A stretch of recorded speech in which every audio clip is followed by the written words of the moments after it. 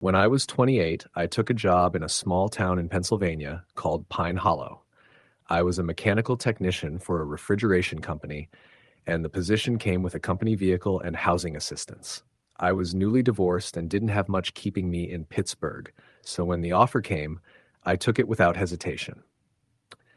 Pine Hollow was quiet, surrounded by woods and older, weathered houses that seemed untouched since the 70s. Most people were friendly in that tired, rural way, polite but not overly chatty. I liked it that way. The company found me a rental on the edge of town. It was a modest two-bedroom house off Route 223, flanked on one side by thick forest and on the other by a long-abandoned gas station. The gas station was overgrown and gutted. Windows busted, pumps rusted to the point of being fused with the concrete. Locals avoided it, calling it bad land, but no one elaborated. The house itself was older but solid. Hardwood floors, heavy doors, and creaky plumbing. The backyard dipped into a line of trees, and beyond that, pure wilderness. I didn't mind. I liked solitude, or at least I thought I did. It started with the noises. I worked long shifts, often returning home after dark. I'd hear things at night, not creaks or old house groans, but things that didn't make sense. Tapping against windows, low moans like someone clearing their throat, and footsteps pacing behind the house. I blamed animals, maybe a coyote or a raccoon. But one night around 2:30 a.m., I heard someone whispering directly under my bedroom window. Just one word, repeated over and over. Come, come, come. I froze. My first instinct was to think it was a prank, maybe teenagers, but I didn't hear laughter, no movement, just that dry, breathy whisper. I crawled out of bed and quietly peeked through the blinds. There was no one there. Just darkness and the faint glint of moonlight off the dew-covered grass. I waited for another sound. Nothing came. I didn't sleep the rest of that night. The next morning, I checked under the window. No footprints, no disturbed dirt. But the window itself had oily smudges, like fingers or a face had been pressed against it. A few days later, I got home early and sat in the backyard with a beer. The edge of the woods always looked darker than it should have, even during daylight. I saw no wildlife, no birds, no squirrels, just stillness. And then I saw it. A figure standing just inside the tree line, not moving, not swaying like a person would. It was too far to make out details, but it looked like a person wearing dark clothes or maybe a coat. I stared back for a long time, unsure if my eyes were playing tricks on me. I blinked. It was still there. I got up and walked toward the trees. As I approached, the figure slowly stepped backward into the woods. No sound, no twigs snapping or leaves crunching. It just melted backward into the shadow. When I reached the spot, there was nothing. No footprints, just dense forest and the smell of wet earth. I mentioned it to one of my coworkers the next day, an older guy named Dale. His face dropped when I told him about the figure and the whispering. "You ever go near that old gas station?" he asked. I shook my head. "It's abandoned." "Why?" He didn't answer right away, just said, "You'd be smart to stay away. Don't go poking around there. That place has history." "What kind of history?" I asked. He sighed and lit a cigarette. "Back in '85, a drifter squatted in that station. Locals say he was harmless at first. Quiet, kept to himself. Then kids started disappearing. Little ones. 3 of them. They found their bikes near the woods, but never their bodies. One night, that drifter showed up at the sheriff's office, naked and covered in blood. Said he'd sent them to the woods. That's all he'd say. They found bones in the gas station's cellar. Not full skeletons, just parts. They locked him up, but he killed himself a week later.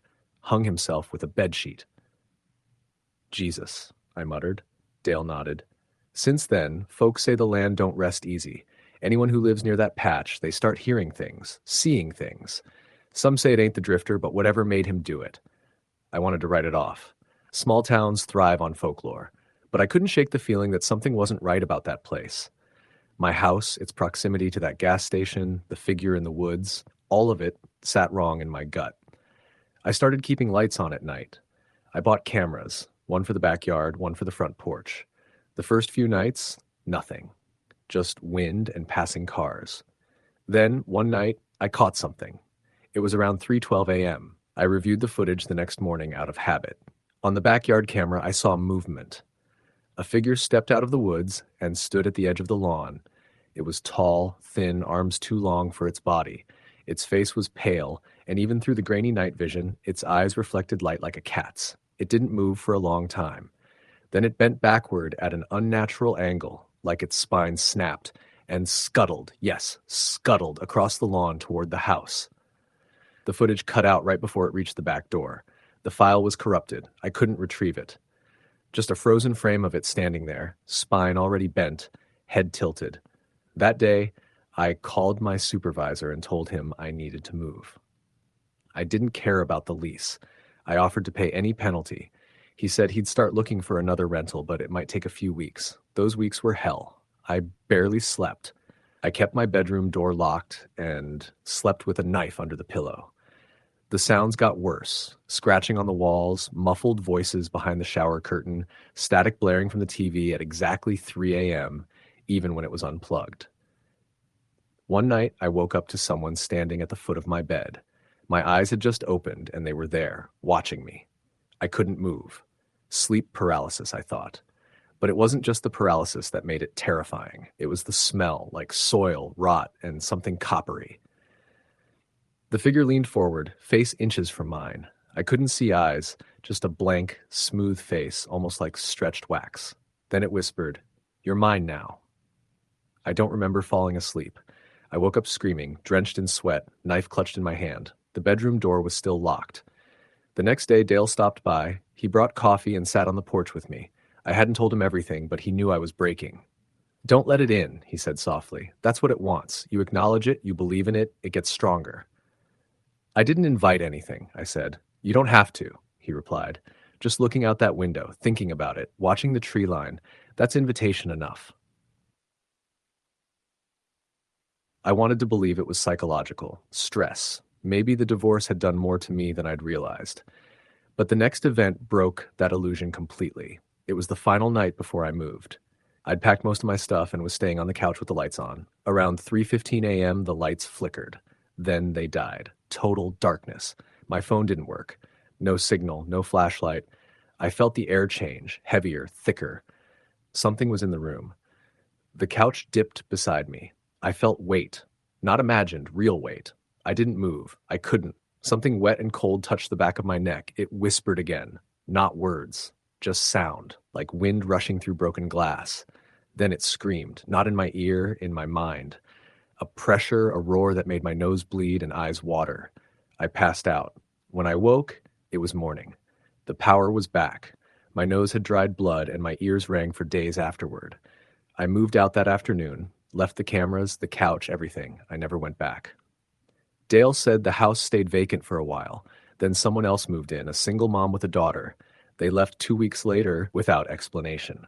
I've tried to make peace with what happened, tried to convince myself it was a breakdown, a psychotic episode maybe, but I know better.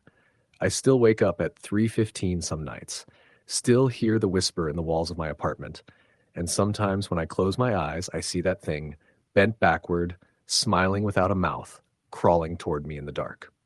Story the end. It was the kind of neighborhood where you remembered the sound of your neighbor's screen doors, where the dogs were all friendly and the mailman waved every morning. That's what made what happened to the Harris family so unsettling. It didn't fit. Nothing about it fit. I was 17 the summer they moved into the blue house on the corner across from ours. My mom dropped off a casserole like she did with everyone new. They had a little boy, maybe 6 or 7, and named Jamie. His mom, Stephanie, was nice enough. His dad, Mark, seemed quieter, kept to himself mostly. I only saw him out front a couple of times, always fixing something. Wrenched over a mower or trying to patch a hole in their picket fence. He never looked up. But it wasn't them I noticed first. It was the curtain. There was a back window in their upstairs bathroom, and the curtain there never moved, not once, for weeks. Even when the light inside changed or the wind was strong enough to rattle my own bedroom window, that curtain stayed still. It started to get to me. I even asked my mom once if she'd seen it, but she just laughed and told me to go outside more. That was the same week I started hearing things. It always came late, after midnight, scraping like something hard dragging across wood. Then silence. Then a knock. Always 3. Never on our door. I'd hear it faintly from across the street. 1, 2, 3. And then nothing again. Sometimes I'd look out and see their porch light flicker like it was about to go out, but it never did. The scraping stopped after 2 weeks, and then Jamie stopped going outside. The first few days after they moved in, I saw him riding his little red bike up and down the block, sometimes with his mom trailing behind. He always waved to me, but after that second week, he was just gone. At first, I thought he might be sick. I remember even asking Stephanie when I saw her bringing groceries in. "He's just tired," she said. But her voice cracked a little when she said it. Later that night, I heard screaming. It was loud and cut off fast, like someone had put a hand over a mouth mid-scream. I sat up in bed, heart pounding. I knew it was a child. I knew it was Jamie. But when I looked out the window, their house was dark. Completely dark. I woke my parents, but by the time they looked, it was silent again. The next morning, there were scratch marks on their front door. Thin, deep grooves like fingernails or claws had been dragged across the wood. My dad said maybe it was a raccoon. I know it sounds crazy, but I started keeping a log. Every night I'd write down what I heard. Knock, scrape, lights, screams. Sometimes I'd see shadows moving behind the bathroom curtain, even though no one in their right mind would be using that bathroom at 3 a.m. Once, I swear I saw Jamie's face pressed against the glass. Just his face. Blank. No expression, no blink, just staring into the night. It all came to a head one Sunday morning. My mom woke up early to water the plants and found Stephanie standing in the middle of her yard in a nightgown. Her eyes were bloodshot. She looked like she hadn't slept in days. When my mom tried to walk her back inside, Stephanie started screaming, full-on throat-ripping screams. "He's not my son! That's not my son!" she shouted over and over. "We brought something back from the lake house." The lake house. That's when I remembered. A few weekends earlier, Mark mentioned it in passing. A rental upstate. They left Friday and came back Sunday, and everything changed after that. Mark came over the next day to apologize, said Stephanie had been having episodes. He looked worse than she did, like he was losing weight, sleep, and reason all at once. My dad offered him a beer, and I overheard the two of them talking on the porch. Mark said Jamie had stopped eating, wouldn't talk, just stared all day. Sometimes they'd find him standing in a closet, sometimes under the bed. He didn't blink. He doesn't cry, doesn't laugh, doesn't even go to the bathroom anymore, Mark said. He's not sick, he's just wrong. My dad tried to comfort him, but it didn't help. A few days later, they were gone. No moving truck, no goodbye, nothing. Just vanished. The blue house sat empty for months. Then one night, the lights came back on. I thought maybe someone had moved in without us noticing, but it was just the bathroom light, the one with the curtain, still unmoving, still closed. That same night, I heard the knock again. 1, 2, 3. I crept to my window, and across the street, I saw Jamie. But he hadn't aged. Not one day. He stood barefoot in the driveway in the exact same clothes he used to wear, and he was staring up at the bathroom window. He never looked at me. Just stood there, still as stone, for maybe 10 minutes. Then turned and walked into the woods at the edge of our neighborhood. I never saw him again. We told the police everything. They checked the house, found nothing, no evidence of squatters, no signs of forced entry. They ran the Harris family's names and said there were no records of them ever existing. Not in the school system, not at the DMV, not even the house deed had their names. It had been empty for 5 years. But I saw them, I talked to them. We had dinner together one night when my mom invited them over. My dad played poker with Mark in our garage. I asked to see photos from that dinner. Nothing. No one had a single photo of the Harrises. Even my mom swore we never had anyone over that summer. And when I checked my journal, the log I kept, the pages were ripped out. Only that section. The rest of the notebook was fine. I've gone back to that house more times than I want to admit. The curtain's still there, never moves. The porch light still flickers on cloudy nights. And sometimes when the wind is just right, I still hear the knock. A few years ago, I tracked down the owners of the supposed lake house the Harris family had rented. It wasn't easy, but I found it. It was a foreclosed property, hadn't been rented in over 10 years. The last family that stayed there disappeared. Parents, 1 kid. Their last name wasn't Harris. It was Delaney.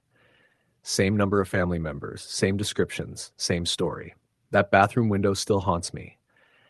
I had a dream once where I was in the blue house. It smelled like mold and wet dirt. I walked upstairs and went into the bathroom. The curtain was gone, but behind the window was a mirror. In it, I saw myself.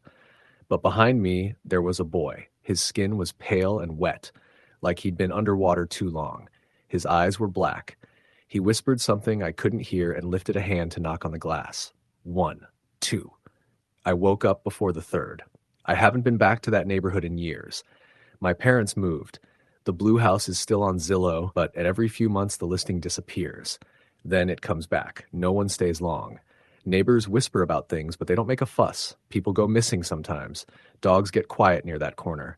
And always someone hears the knock. Story the end. The first thing I want to say is that what I'm about to tell you is 100% true.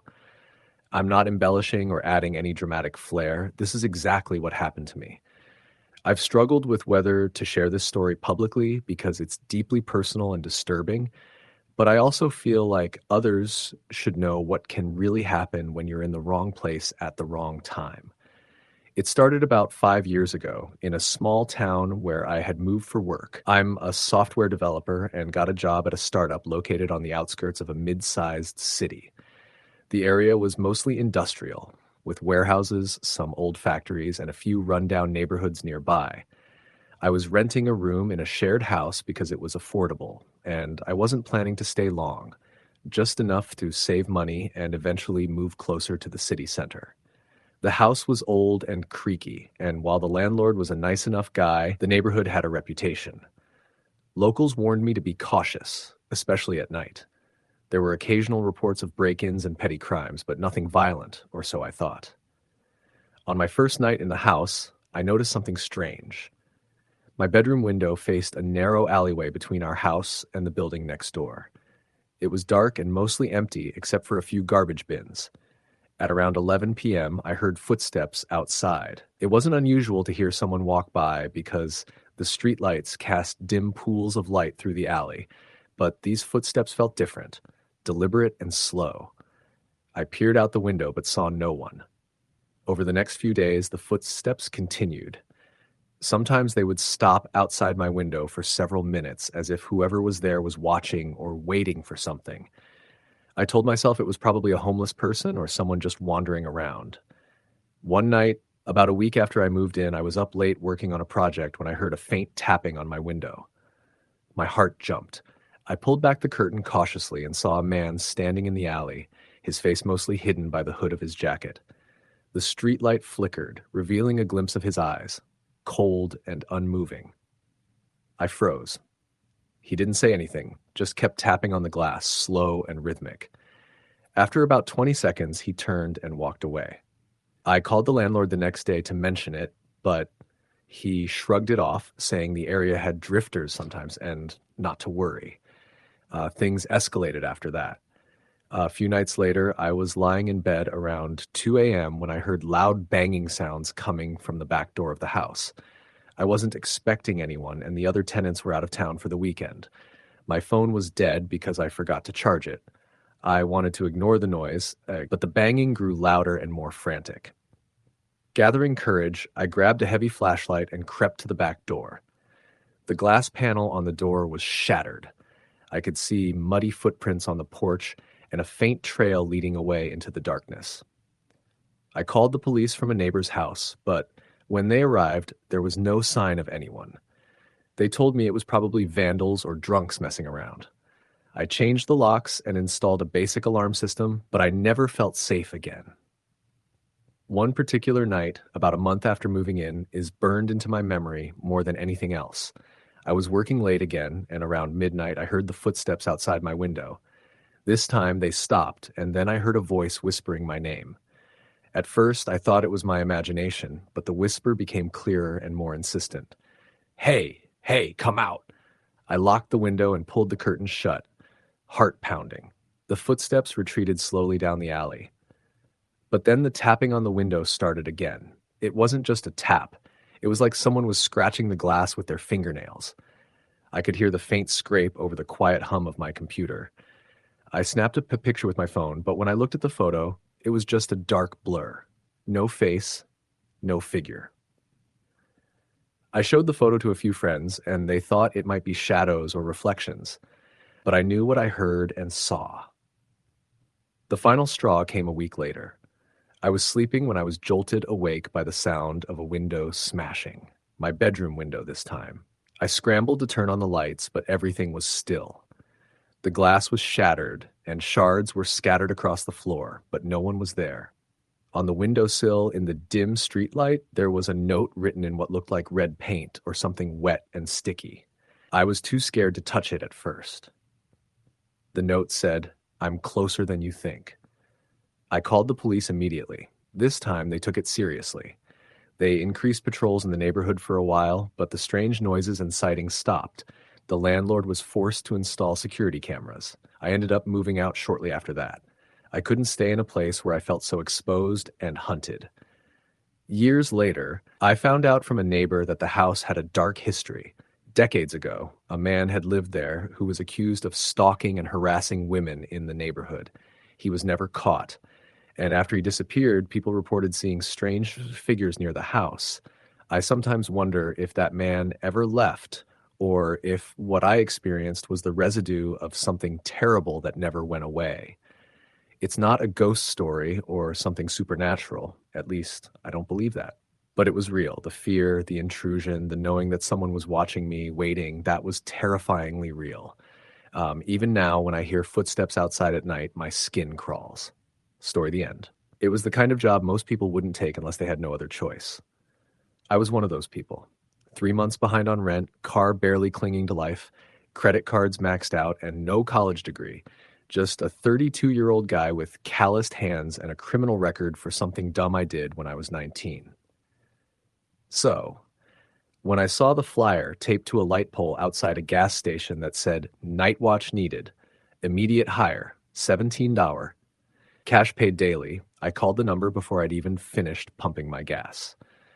The guy who answered the phone barely gave me a chance to introduce myself before he said, "Can you start tonight?" I said yes, of course. He texted me the address and said to bring a flashlight. That was it. No background check, no forms, no bullshit. Just show up. The place was an old warehouse complex on the edge of the industrial district, far from anything living. It was the kind of place you'd expect to find boarded up and condemned, but someone clearly had some reason to keep an eye on it. The complex looked dead. Chain link fence half collapsed, graffiti-covered walls, windows shattered and replaced with plywood. But I wasn't picky. At 10 p.m., I met the guy who had hired me. He showed up in a dirty Ford pickup, didn't give me his name. He just handed me a key ring with 2 keys, one for the main gate and one for the office door inside the building. He gave me a flashlight and a laminated sheet of paper with rules. 1. Stay inside the building from 11 p.m. to 6 a.m. 2. Do not answer knocks after midnight. 3. Do not open any locked doors except the one marked office. 4. Do not go outside for any reason. 5. Turn off all lights before leaving. That was it. No explanation. Just those 5 rules. I asked him who owned the building. He just said, "Doesn't matter. You'll get your money when I pick you up in the morning. Cash. Be outside at 6:05. Don't make me wait." Then he left. I let myself in at around 10:45. The main warehouse was pitch dark, smelled like mildew, old oil, and rusted metal. My boots echoed against the concrete floor as I walked the length of the main room with the flashlight, familiarizing myself with the layout. Most of the space was empty, except for some collapsed shelving units, a few dusty pallets, and a wall of lockers. At the back of the building was the office. It had a small desk, a wooden chair, a landline phone that looked like it hadn't worked since the early 2000s, and a mini fridge plugged into a wall socket with a long extension cord. It had 2 bottles of water and an expired granola bar inside. I sat down in the office and stared at the laminated rules again. The flashlight was good, heavy duty, still had full battery. I had my phone too, but there was no signal inside the building. Not even Wi-Fi. Dead zone. At 11 on the dot, I turned off the overhead light and shut the office door. I sat there in the dark, letting the ambient noise settle in. The building creaked a lot, old wood in the beams maybe, or distant wind echoing through the broken ventilation system. You get used to that kind of thing. You expect it. The first few hours passed uneventfully. Around midnight, I was halfway through the water bottle and scrolling through my offline notes app when I heard it. The sound of knocking. 3 short knocks. Then silence. I froze. It didn't come from the office door. It sounded like it came from the hallway near the front entrance of the building. Just 3 quick knocks, like someone gently rapping on a hollow metal surface. I waited a minute, then 2. No more noise. I remembered the rule. Do not answer knocks after midnight. So I didn't. I stayed put and waited, trying not to make a sound. Nothing else happened. After maybe 20 minutes, I slowly opened the office door and shone my flashlight down the hallway. Nothing. I checked the entrance. Locked. No one in sight. I should have felt reassured, but something about the stillness made me uneasy. I went back to the office and locked the door behind me. At 1:32 a.m., it happened again. 3 knocks. This time louder, closer. I knew the sound came from the side door, the one I passed during my initial walkthrough. It was chained shut and marked with faded yellow paint. I didn't go near it. I sat still, waiting again. But this time, the knocking came back. Again and again. Like someone trying to draw me out. The tempo changed. Sometimes fast, sometimes slow. Sometimes just a single knock, other times 7 or 8 in quick succession. I checked the time constantly. It went on for over an hour. The rule echoed in my mind like a warning I wasn't supposed to question. At 3 a.m., it stopped. Dead silence again. I took a piss in the corner bucket I found earlier and tried to calm myself. Maybe someone was messing with me. Maybe the owner knew people were breaking in and just wanted someone to scare them off. But I never saw anyone, never heard footsteps, just the knocking. Around 4 a.m., I made a mistake. I got up and opened the office door to look around again, flashlight ready. I went out slowly, heart racing. I walked toward the side hallway where the knocking had come from. The hallway was darker than I remembered. Colder, too. A strange scent hung in the air, like wet dirt and something metallic. As I neared the chained door, my flashlight flickered once, then steadied. I stopped about 6 feet from it. There was something smeared on the wall next to the door. I leaned in slightly and aimed the light. It was a handprint, but not like a normal one. It was too long, too narrow. The fingers stretched well past where human fingers should. It looked like it had been made in ash or soot. A second handprint was lower, smeared as if something had dragged itself across the floor. I backed up and returned to the office, shutting the door and this time propping the chair against it. I stayed like that for the next hour. At 5:10 a.m., the office phone rang. I jumped, stared at it. That thing hadn't made a sound all night. It rang again. Against every instinct, I picked it up. There was breathing on the other end. Slow, shallow, not mine. I said, "Hello?" The breathing stopped. Then a voice came through, low, guttural, and not quite human, like a whisper dragged through gravel. "Open the door." I hung up. At 5:45 a.m., the knocking came back. But this time, it wasn't from one door. It was from several, like someone or several people were hitting every door in the warehouse. Some knocks were high, some low, some slow, others frantic. It was a chorus of knocking. I sat in the office, hand over my mouth, frozen. They didn't stop until I saw light through the cracks in the boards over the window. Dawn. The noise stopped. I waited. At 6:05, I was outside. The pickup truck pulled in right on time. The guy didn't say a word as I climbed in. He handed me a brown envelope, cash inside. He looked me over and then said something I didn't expect. "You saw it, didn't you?" I stared at him. "What the hell is in there?" He didn't answer. Just said, "You want to come back tonight?" I didn't answer either. I didn't sleep that day. I stayed in a fast food parking lot and opened the envelope. It had $120 inside. Enough for groceries, a tank of gas, just barely enough. I went back the next night. I don't know why. Maybe because I needed the money. Maybe because I wanted to prove something. Maybe because part of me wanted to see if it was real or just my imagination. It wasn't my imagination. Night 2 was worse. The knocking started earlier, louder, more violent. The office phone rang twice. The second time it wasn't breathing. It was a voice saying my name over and over. "Eric, Eric, Eric." I never gave them my name. There were footsteps outside the office door at 3:40 a.m. Heavy ones, dragging. The light under the door flickered like someone was pacing back and forth. I stayed silent, staring at the door with a rusted box cutter in hand. At 4:15 a.m., the door handle jiggled, then stopped, then jiggled again. harder this time, like whatever was on the other side was trying to work up the courage to open it. But it didn't. The next morning, same routine. The guy picked me up, paid me, and asked, "Third night?" I said no. He didn't seem surprised. "You'll be back," he said. "They always come back." He was right. A week passed, then two. I got a different job, day labor stuff. But I couldn't sleep at night. Not because I was scared, because I missed it. The sound, the feeling, like something had opened in me, and the only place I felt alive was back in that rotting warehouse. So on the third week, I went back. Same guy, same pay, same flashlight, same rules. Only this time, something was different. The office door was unlocked when I arrived. Inside, the chair was tipped over, and on the wall, scratched into the drywall with what looked like nails, was one word, Eric. That was 6 months ago. I've been back 37 times since then. I don't even take the money anymore. I just sit in the dark, waiting, listening. Sometimes they knock. Sometimes they whisper. Sometimes they open the doors. But I don't run because I don't need to anymore. Now they're inside me. And I think soon I won't be coming back out. Story the end. It was the summer of 2016 when I moved into a small town in West Virginia after a divorce I didn't see coming. I needed to get away from the city, from my ex-wife, from mutual friends, from everything. I wanted quiet. The kind of quiet that lets you think without distraction. So I found this old rental house on the edge of the woods.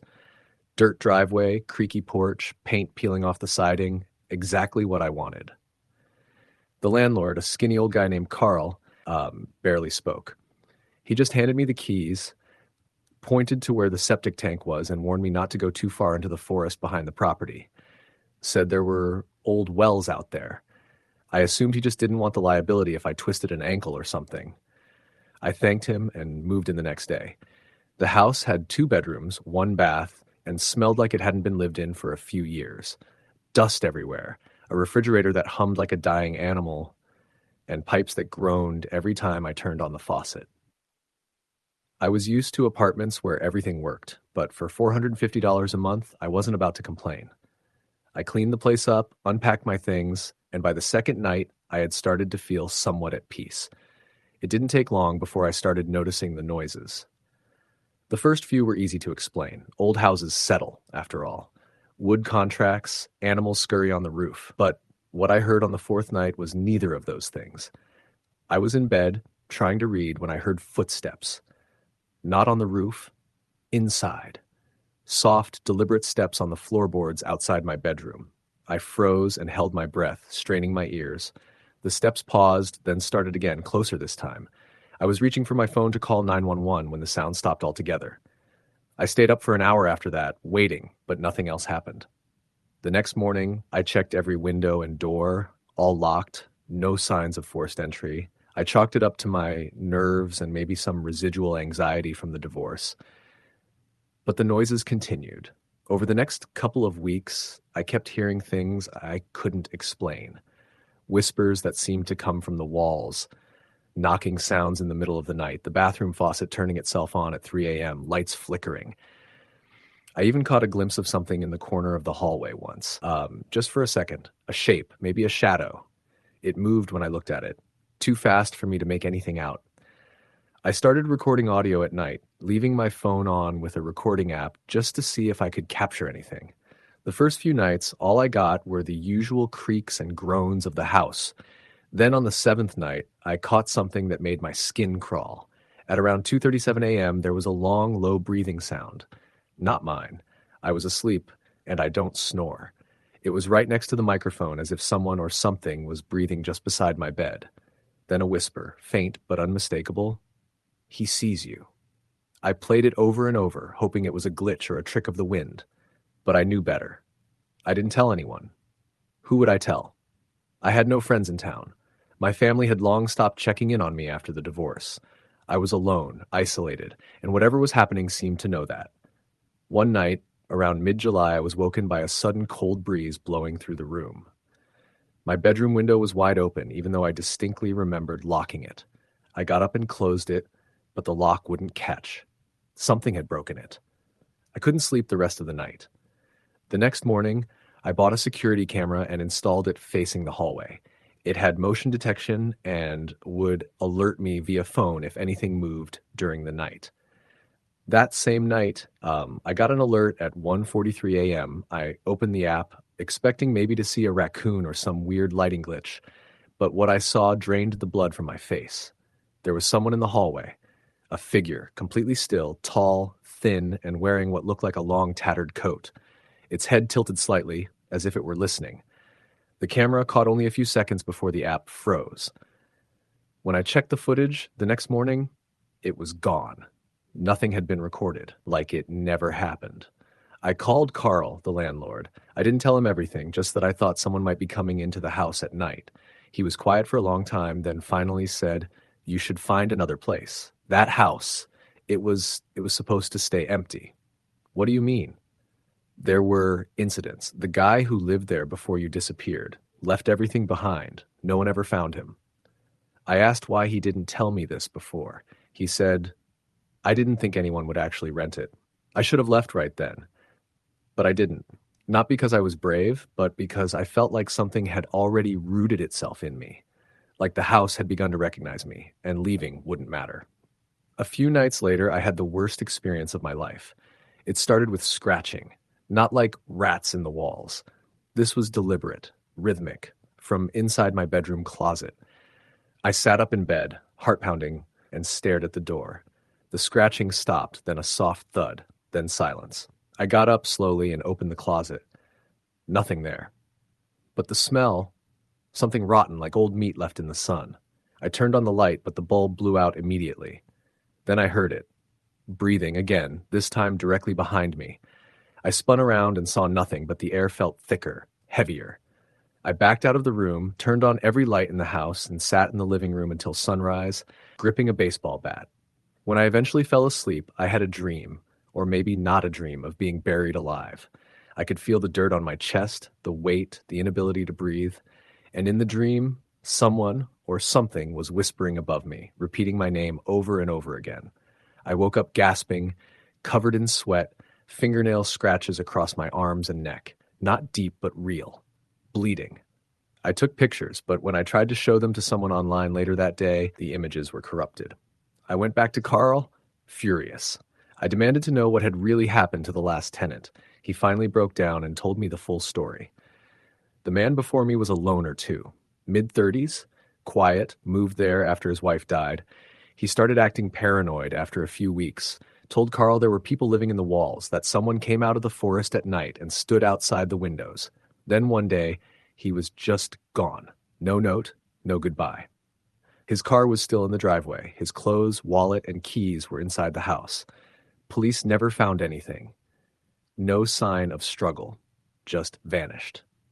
I left that night, took a small bag, my phone, my wallet, and drove until the sun came up. I stayed in a motel for a week, sleeping during the day and staying awake all night. I never went back to the house. Carl never called. I don't know if he rented it to anyone else. Months later, after I'd moved into an apartment in a bigger town, I got a package in the mail. No return address. Inside was a small audio recorder, one of the cheap ones you can get at a gas station. It was the one I had left behind in the house. I'd lost track of it during the chaos of leaving. I played the file. It started with silence, then faint breathing, then a voice, mine, saying, "Who's there?" Then another voice, not mine, low, low, guttural. "You let me in."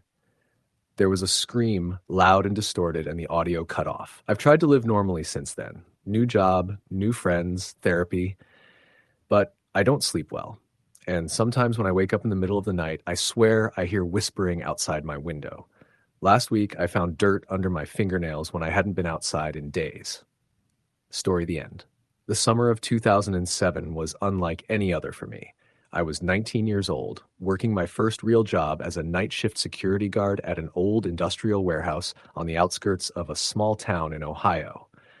The warehouse had been shut down for years after the company went bankrupt, but the property was still owned by a local business that used it as a storage site for some equipment and documents.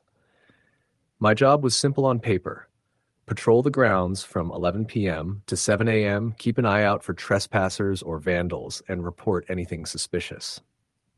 I'd done some research about the place before taking the job. The warehouse was built in the 1950s and had a grim reputation. There were rumors about accidents, deaths during the construction phase, and even stories of workers disappearing. None of this was confirmed, and honestly, I thought it was just local folklore designed to scare kids and keep people away after dark. But as the weeks went on, I started to understand why people whispered about that place. The warehouse was huge, a labyrinth of concrete, metal beams, and dark corridors. The inside was mostly empty, save for a few dusty crates and old machinery left to rot. The building had no windows, just some skylights covered in grime, so inside it was pitch black without the flashlight I carried. Security cameras covered the main entrance and some of the parking lots, but the interior was largely unmonitored. I was assigned to patrol on foot, walking a preset route every hour, checking doors, windows, and locked gates. My only company was the dull hum of the old fluorescent lights in the lobby and the occasional distant train horn. The job was boring and repetitive, but it paid decent, and I needed the money for college. The first few nights passed uneventfully. I would do my rounds, call in my hourly check-ins by radio, and sit in the small security booth, monitoring the cameras for a while. Occasionally I'd hear rats scurrying or the wind rattling the metal doors. Nothing out of the ordinary. Then, about 2 weeks into the job, things began to change. One night around 2:30 a.m., as I was walking down one of the longer corridors toward the loading docks, my flashlight flickered and died.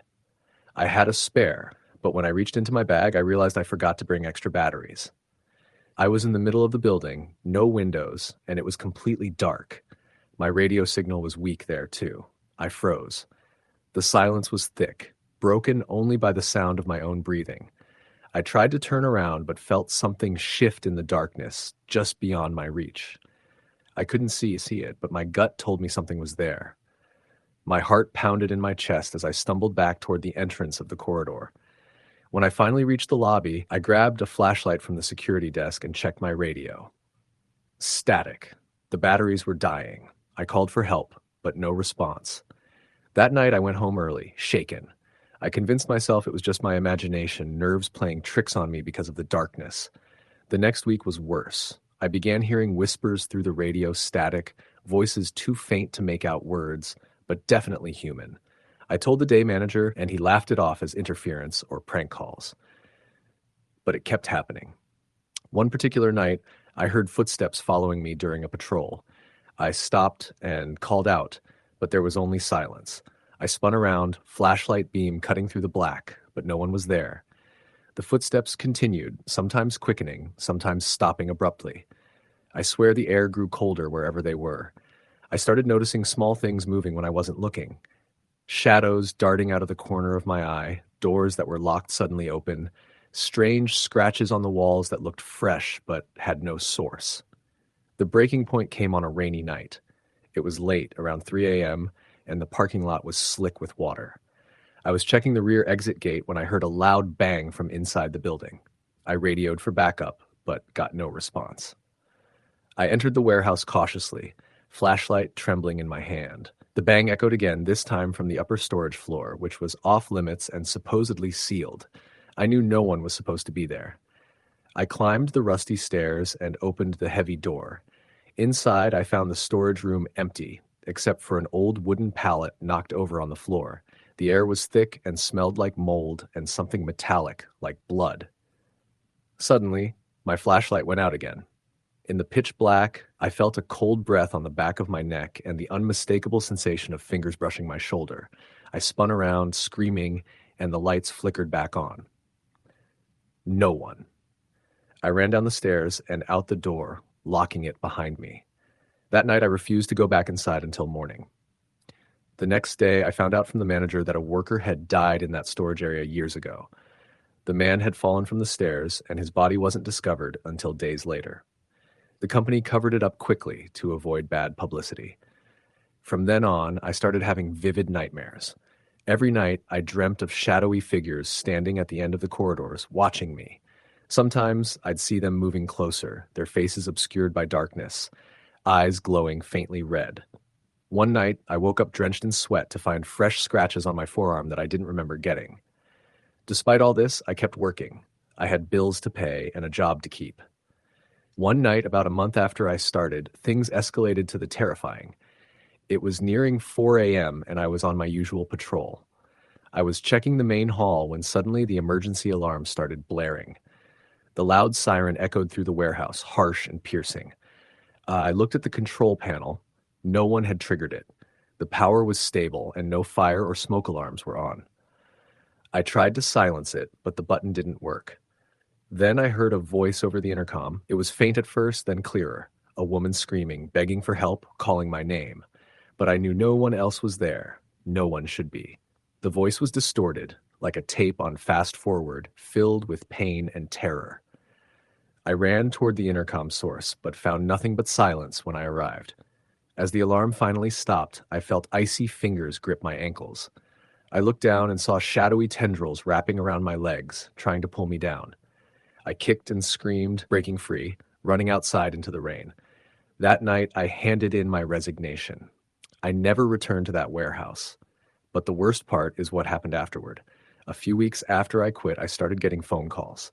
No caller ID, no one speaking when I answered, just heavy breathing, then silence. One night, I was home alone when I heard footsteps on my porch. I looked outside, no one there. The phone rang again. I answered. This time a whisper. You didn't listen. The next day, I moved out of that town. Years later, I found out the warehouse was finally demolished. The company claimed it was due to structural issues, but locals say the land remains cursed. Sometimes, when the phone rings late at night, I still hear that whisper. You didn't listen. Story, the end. The first time I realized something was terribly wrong wasn't some big dramatic event. It was a subtle, creeping sense of unease that started on a night when I was alone in my apartment. I lived on the 4th floor of an old building in a small town in upstate New York. Nothing remarkable about the place. Cracked paint on the walls, squeaky hardwood floors, the usual city noises drifting up from the streets below. I'd lived there for almost 2 years and never thought much of it. That changed the night the knocking started. It was just after midnight, the kind of quiet where every little sound feels amplified. I was lying in bed, half asleep, when I heard it. A soft, slow knock at the front door. Not the usual random banging or someone messing around, but a steady, deliberate knock. 3 raps, pause, 3 raps, pause, again. The kind of knocking that feels like a code. I froze. I didn't recognize any reason for someone to be there that late. I looked at the clock, 12:17 a.m. I didn't answer. Instead, I sat up and listened. The knocking stopped after a few minutes, but my heart was racing. I checked the peephole. Nothing. No one outside. The street was empty, the dim glow of the street lamp casting long shadows. I tried to brush it off. Maybe someone confused the apartment number, maybe a drunk guy stumbling around. But something about the rhythm and the silence after it stopped didn't sit right. The next few nights, the knocking returned. Always at the same time, always the same pattern. 3 knocks, pause, 3 knocks. At first, I thought maybe some kid messing around. I told myself it wasn't real, but every time I heard it, I'd lie awake for hours, eyes wide open, waiting for something else. One night, I decided to look outside the door when it happened again. I cracked the door open a few inches and peeked out. The hallway was empty and still. No one in sight. But on the floor just outside my door, I noticed something strange. A small, folded piece of paper. I picked it up with a trembling hand. Unfolding it, I found a crudely drawn symbol, a circle with a cross inside it, and beneath it the words, "They see." I shoved the paper back into the hall and slammed the door shut. I locked it and double-checked the deadbolt. The next day, I tried to tell myself it was some prank. Maybe a kid with too much time and some occult interests. I didn't want to get too worked up. But the knocking didn't stop. It escalated. One night, instead of just knocking, there was whispering. I couldn't make out the words, but it sounded like a faint chorus of voices, layered and overlapping. I sat motionless, clutching the blankets, heart pounding in the dark.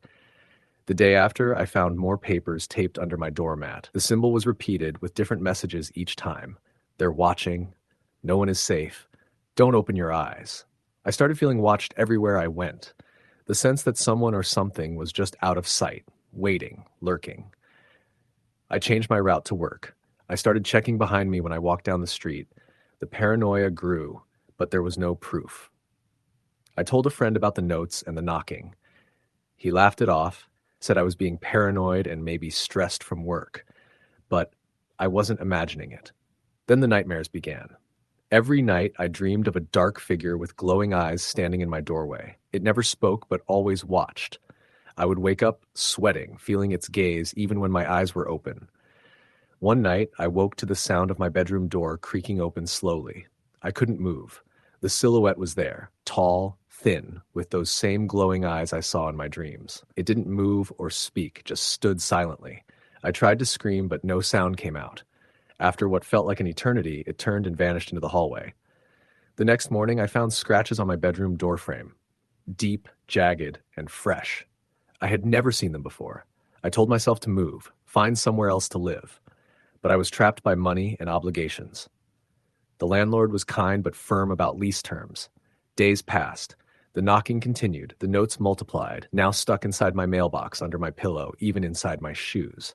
The messages became more urgent and cryptic. They want you. You can't hide. Open the door.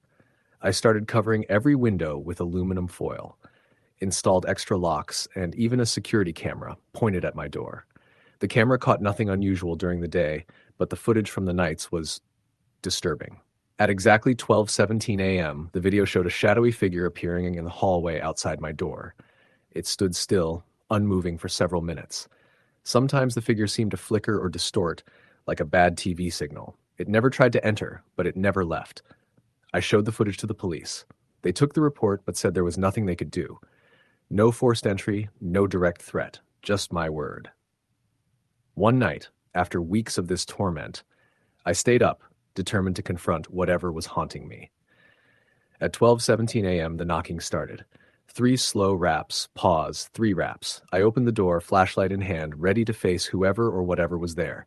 But the hallway was empty. No footsteps, no shadow, just silence and cold air. I stepped outside, scanning the dark corridor. I saw something on the floor again. A note. My hand shook as I picked it up. The message was different this time. You opened the door. Now it knows. Terrified, I slammed the door and locked it tight. I called my parents in tears, begging for help. They told me to come home immediately. I left the next morning, packed my bags, and moved back in with them. 3 states away. I never returned to that apartment. My landlord eventually told me the unit was vacated suddenly after my departure. Years later, I learned from a friend still living in that building that my old apartment had been the site of several disappearances over the past decade. Tenants who left abruptly without explanation, who sometimes reported strange noises, shadows, and paranoia. No official cause. No suspects. Just people vanishing, and an old building that seemed to hold on to secrets. I don't know what they were or what was behind those knocks, but I know it wasn't human. Something malevolent, patient, and watching. Sometimes late at night I still hear knocking, not at a door, but deep inside my mind. 3 slow raps, pause, 3 slow raps, and I wonder if, by opening that door, I invited it in. Story the end. The house I moved into was supposed to be a fresh start. It was a small 2-story cottage on the edge of town, nestled between thick woods and a quiet country road. I was 26, fresh out of college, and wanted to escape the noise and crowds of the city. The rent was cheap, the landlord seemed straightforward, and the neighborhood was sleepy enough that I thought it would be perfect. It was the kind of place where everyone waved hello, where neighbors left their doors unlocked, and the only sound at night was the occasional hoot of an owl or the rustle of leaves in the wind.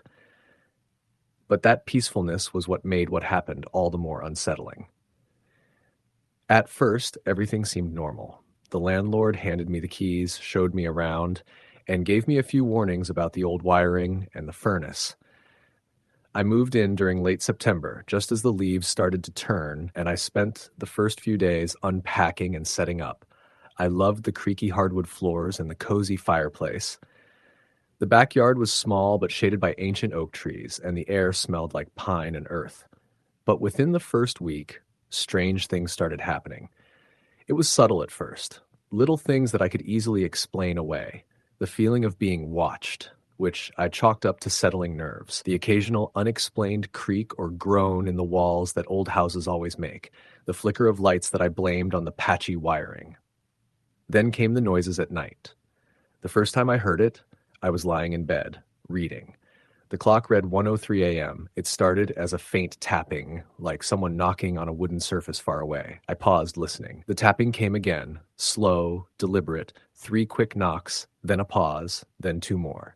It wasn't the rhythmic, random creaks I'd heard before. It was deliberate, almost like Morse code. I told myself it was the wind or a branch hitting the siding, but I couldn't shake the feeling that it was too intentional. Over the next few nights, the noises grew more frequent and louder. Sometimes it wasn't knocking, but dragging sounds, like someone pulling something heavy across the floor downstairs. I didn't have a basement, and I was the only person living there. When I called the landlord to ask if anyone else had been inside or if there were maintenance workers, he said no one had been in the house since I moved in. I started setting up a voice recorder to capture the noises, hoping to prove to myself I wasn't imagining things. One night, I left it on while I went to sleep. The next morning, I listened to the playback. At first, it was silence.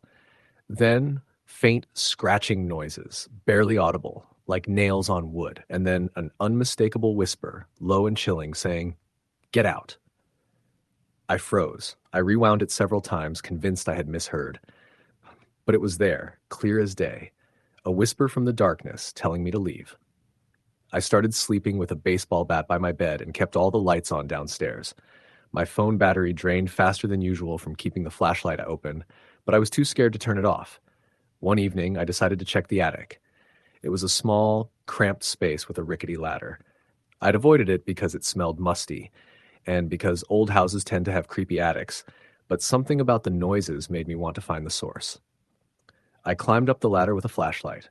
The attic was filled with old boxes and dusty furniture covered in sheets. As I swept my flashlight across the room, I saw writing on the far wall, red, smeared letters, partially faded but still legible.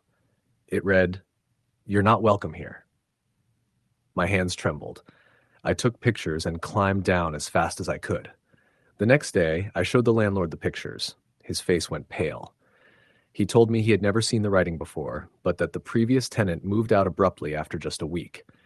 When I pressed him for more details, he shrugged it off, saying the house had a history, stories about a man who lived there decades ago, who was rumored to be involved in dark rituals and disappeared mysteriously. That night, I was jolted awake by a loud banging on the front door. It was 3:17 a.m. I grabbed the bat and looked through the peephole. No one was there. Just the empty porch, drenched in moonlight. I opened the door cautiously, but the porch was empty. Then I noticed wet footprints leading from the porch to the sidewalk, small, bare footprints, even though it had been dry for days. I called the police, but when they arrived, they found no sign of anyone. No footprints in the yard, no disturbances. It was as if the footprints vanished into thin air. The calls started next. My phone would ring in the dead of night from a blocked number. When I answered, I heard breathing, deep, raspy, slow breathing, and sometimes faint, unintelligible whispers. The calls would last exactly 17 seconds, then disconnect. I tried blocking the number, changing my phone, but the calls persisted. One night, after a particularly heavy storm, the power went out. The whole house plunged into darkness. I fumbled for my flashlight and turned it on, but it flickered and died immediately. I was alone, the storm raging outside, and I felt an overwhelming pressure in the air, as if something was pressing against the walls, trying to get in. Then I heard it, the whisper again, right behind me, colder than the wind, breath against my ear. Leave. I ran out of the house in the rain, barefoot, without my keys, and didn't stop until I reached the neighbor's porch light 2 houses down. They let me in, alarmed and confused, and I stayed there the rest of the night. The next day, I called the landlord and told him I was leaving. I packed up as fast as I could and moved back to the city. I didn't tell many people what happened because I was afraid no one would believe me. Months later, I heard from a friend who still lived in that town that the house had been boarded up. Apparently, another tenant had moved in after I left and disappeared without a trace. The landlord refused to rent it out again, and the town council declared the property condemned. I never went back. Sometimes, late at night, when the wind howls outside my new apartment, I think I hear faint tapping, like someone knocking on a wooden door. And I can't help but wonder if whatever was in that house is still waiting for the next person who dares to enter. Story, the end. The first time it happened, I thought I was just overtired and imagining things. I was working as an overnight security guard at a small, privately owned storage facility in the outskirts of a mid-sized town. The kind of place where nothing really happened, and that was the whole point. The business wasn't busy at night, and the only reason I had that job was because I needed a night shift gig to keep me going while I was finishing community college. The facility itself was old, a relic from the late 70s. Rows of metal storage units lined a large fenced compound, all closed with heavy padlocks. The office was a small brick building near the entrance, with a single window facing the lot. That's where I spent most of my nights, watching the few security cameras we had and patrolling the grounds every couple of hours. Nothing out of the ordinary ever showed up on the screens, just empty lots and locked units. The first weird thing was a sound. Soft footsteps outside the office window just past midnight. It was light enough to be mistaken for the wind shifting the gravel, but the pattern was deliberate. I looked out but saw no one. The lot was empty except for a stray cat darting between the rows. I shook my head, chalking it up to fatigue and bad nerves. I was working alone, after all, and the isolation can mess with your head. The second time, about a week later, I was on patrol around 3 a.m., walking the perimeter near the farthest rows of storage units. The moon was behind clouds, and the only light came from the flickering sodium lamps overhead. As I rounded a corner, I saw a figure standing near the middle of the lot. Tall, cloaked in dark clothes, the person stood still, head tilted down like they were watching something at their feet. I called out, "Hey, security here. You can't be here." The figure didn't move or respond. I flicked my flashlight directly at them, and as the beam hit the face, my blood ran cold. There was no face. Not empty like a missing head, but more like a smooth surface, like polished stone or plastic, reflecting the light back at me. No features, no eyes, nose, or mouth, just a blank, unyielding mask. I blinked, thinking maybe it was some kind of trick of the light or fog, but the figure was real. I took a step back, heart pounding, and by the time I looked again, it was gone. I called my supervisor the next day, but he laughed it off. "Probably some local kid messing with you," he said. "You know how these places attract weirdos." But it didn't stop. Every few nights, the footsteps around the office window returned. Sometimes there were shadows moving just beyond the fence line. Once, I swear I heard whispering, soft and sibilant, coming from the far corner of the lot, near a cluster of older units marked as condemned. I decided to check out those condemned units one night. The lock was rusted, but I managed to pry it open with a crowbar I kept in the office. The door creaked as I pushed it aside, revealing a dark, dusty storage space filled with broken furniture and old cardboard boxes. I shined my flashlight around, but found nothing of interest. As I turned to leave, I noticed something on the floor. A single footprint, fresh and muddy. That was impossible. The whole lot had been paved over and sealed for years. The footprint led toward the back wall, where the concrete was cracked and crumbling. I stepped closer, heart thudding. There, behind a loose panel in the wall, I found a narrow tunnel, roughly 6 feet long, barely wide enough to crawl through. I didn't go in. Instead, I called the police. They came the next day and sealed off the tunnel with heavy steel plates. I thought maybe they'd find something, someone hiding, maybe even a kidnap victim or a homeless person taking shelter. But the investigation turned up nothing. No signs of anyone using the tunnel, no evidence at all. After that, things got worse. The whispers became clearer, more insistent. Sometimes they called my name. At first, I thought it was my imagination, but then one night, while sitting in the office, the voice was right behind me. Soft and breathy, a woman's voice, barely audible. "Help me." I spun around, but no one was there. The window was dark and empty. I checked the cameras, but the monitors showed nothing but empty parking spaces. The days dragged on. I started having trouble sleeping during the day, waking up drenched in sweat and nightmares about the faceless figure and the tunnel. One night, about a month after I started, I was doing my usual patrol around 2 a.m. When I got near the condemned units, the whispering grew louder. I swear I saw shadows moving, and suddenly the gate at the back of the lot, the one that was supposed to be locked tight, was open. I hesitated, then stepped through. The air beyond was thick, damp, and smelled of mold.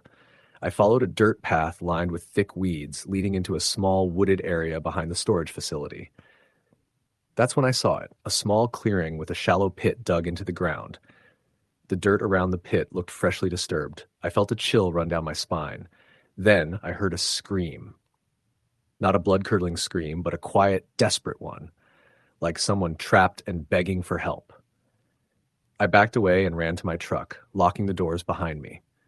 That night, I called the police again and reported everything: the open gate, the clearing, the pit, the voices. They told me they'd check it out, but the next morning, the gate was locked again, and the clearing had been filled with concrete. I was told it was some kind of animal burrow and that I'd been imagining things. But I wasn't. I quit 2 days later. The fear and exhaustion were too much. A few months later, I heard the storage facility had been sold and was scheduled for demolition. The new owners planned to build condos. But before they started, a construction worker found a small box buried near the edge of the property. Inside were human bones, several small skeletons, some wrapped in tattered cloth. The police launched a full investigation. They uncovered a series of old tunnels beneath the property, forgotten drainage systems, and old maintenance corridors that hadn't been mapped. They suspected the site had been used to hide victims of a serial killer or a human trafficking ring decades earlier. The faces of the victims were never identified, and the case remains unsolved. I still can't shake the feeling that those voices I heard were real. That faceless figure I saw was more than just a trick of the light. That pit in the woods was a grave. Sometimes when the wind blows just right at night, I swear I can still hear those whispers calling for help. Story, the end. The summer I turned 19, I took a job as a night security guard at an old warehouse on the outskirts of town. It wasn't the kind of place anyone wanted to work. It was cold, drafty, and the fluorescent lights flickered incessantly. But it paid better than the usual retail gigs, and it was quiet. At least, that's what I thought at first. The warehouse was owned by a company that dealt in shipping antiques and oddities from all over the world. The building itself was a relic, built in the 1920s with peeling paint, creaking floors, and long corridors lined with crates and boxes stacked high to the ceiling. During the day, workers bustled in and out, forklifts moving pallets of goods, but at night, it was just me and the echoes. My shift was from 10 p.m. to 6 a.m., and my job was straightforward: monitor the security cameras, check that doors and windows were secure, and report any irregularities. The building was surrounded by a chain-link fence topped with barbed wire, and there was a security alarm system that was supposed to keep trespassers out. The only entrance for personnel was the front door, which locked automatically after hours. The first few nights were uneventful. I settled into the routine, patrol the perimeter every 2 hours, watch the cameras, and occasionally heat up some coffee in the break room. The warehouse had a musty smell, like damp wood and rust, mixed with the faint aroma of old leather and dust. I learned to ignore the creaks and groans of the building settling. It was old. Things moved when the temperature changed. But then, around the end of my second week, things started to shift. It was a Tuesday night. I had just finished my first patrol, walking the length of the fence line with my flashlight, checking for broken locks or signs of forced entry. Nothing out of place. I settled back into the security office, a cramped room with a bank of monitors showing various camera angles, some covering the yard outside, others inside the warehouse. About 1:30 a.m., the power flickered. The fluorescent lights buzzed and went out for a second before snapping back on. The monitors all went black for a moment, then came back with static before the images returned. I felt a chill crawl up my spine, but chalked it up to the flickering lights. Suddenly, on one of the monitors, camera 7, which pointed down an aisle deep inside the warehouse, I caught movement. Something or someone was standing there, just at the edge of the camera's view. The image was grainy, but I could make out a figure, tall and thin, standing still in the shadows. I rubbed my eyes, wondering if I was imagining things. I toggled the camera angle, but the figure vanished. I grabbed the walkie-talkie on my desk and called the day manager just to report the power flicker and ask if anyone was still inside. No answer. Probably asleep at home. My heart was pounding a little harder than usual, so I decided to do another patrol, this time inside the warehouse. I grabbed the flashlight and the security baton from the desk and walked into the cavernous space. My footsteps echoed as I moved slowly down the aisles between crates. The air was colder here, and the smell of old wood and metal was stronger. I scanned with my flashlight, checking behind crates and under pallets. Nothing. No one. When I reached the end of the aisle, I heard it, a faint scraping sound coming from somewhere near the back corner of the warehouse. It was like nails on concrete, slow and deliberate. I froze and listened. The scraping stopped. I told myself it was probably just the building settling, maybe a loose piece of metal shifting in the draft. I moved on. When I finished my patrol, I returned to the security office, still shaken but telling myself it was all in my head. I checked the cameras again, but nothing showed up. No movement, no figure, no shadows.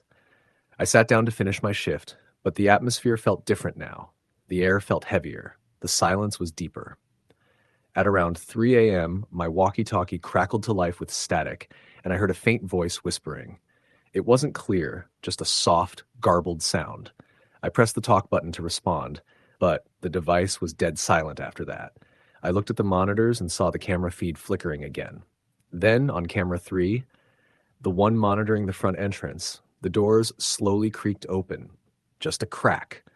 My heart jumped. I grabbed the phone to call the police, but the line was dead. I stood up and rushed to the front entrance. The door was slightly ajar, just like the camera showed. I pushed the door closed and locked it, checking the windows. All secure. No signs of forced entry. I went back to the security room and sat down, trying to calm my nerves. Then the lights went out. The power was completely dead now, and the emergency backup lights kicked in, casting a faint red glow that barely lit the room. The monitors went black, replaced by a flashing message, "System error." I pulled out my phone to use as a flashlight, but the battery was at 5%. I decided to call the manager again. This time the line worked, but only for a second. A whisper came through, a voice so distorted I couldn't make out the words. Then silence. I shut off the monitors and got up to check the circuit breaker box. As I walked through the warehouse, the scraping sound returned, louder this time.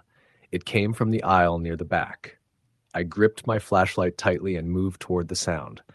As I turned the corner, I saw it, a figure standing just beyond the reach of my flashlight beam. It was the same tall, thin figure from the camera, but its face was obscured and it moved unnaturally, almost like it was sliding rather than walking. I called out, my voice shaking, "Hey, who's there?" No response. I took a step forward. The figure didn't move. Suddenly, the scraping sound turned into a low, guttural growl. My flashlight flickered and went out.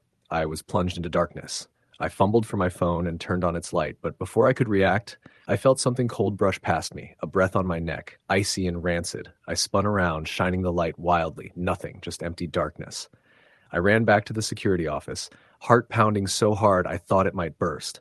I locked the door behind me and barricaded it with the heavy desk. The scraping and growling followed, but now it was outside the door.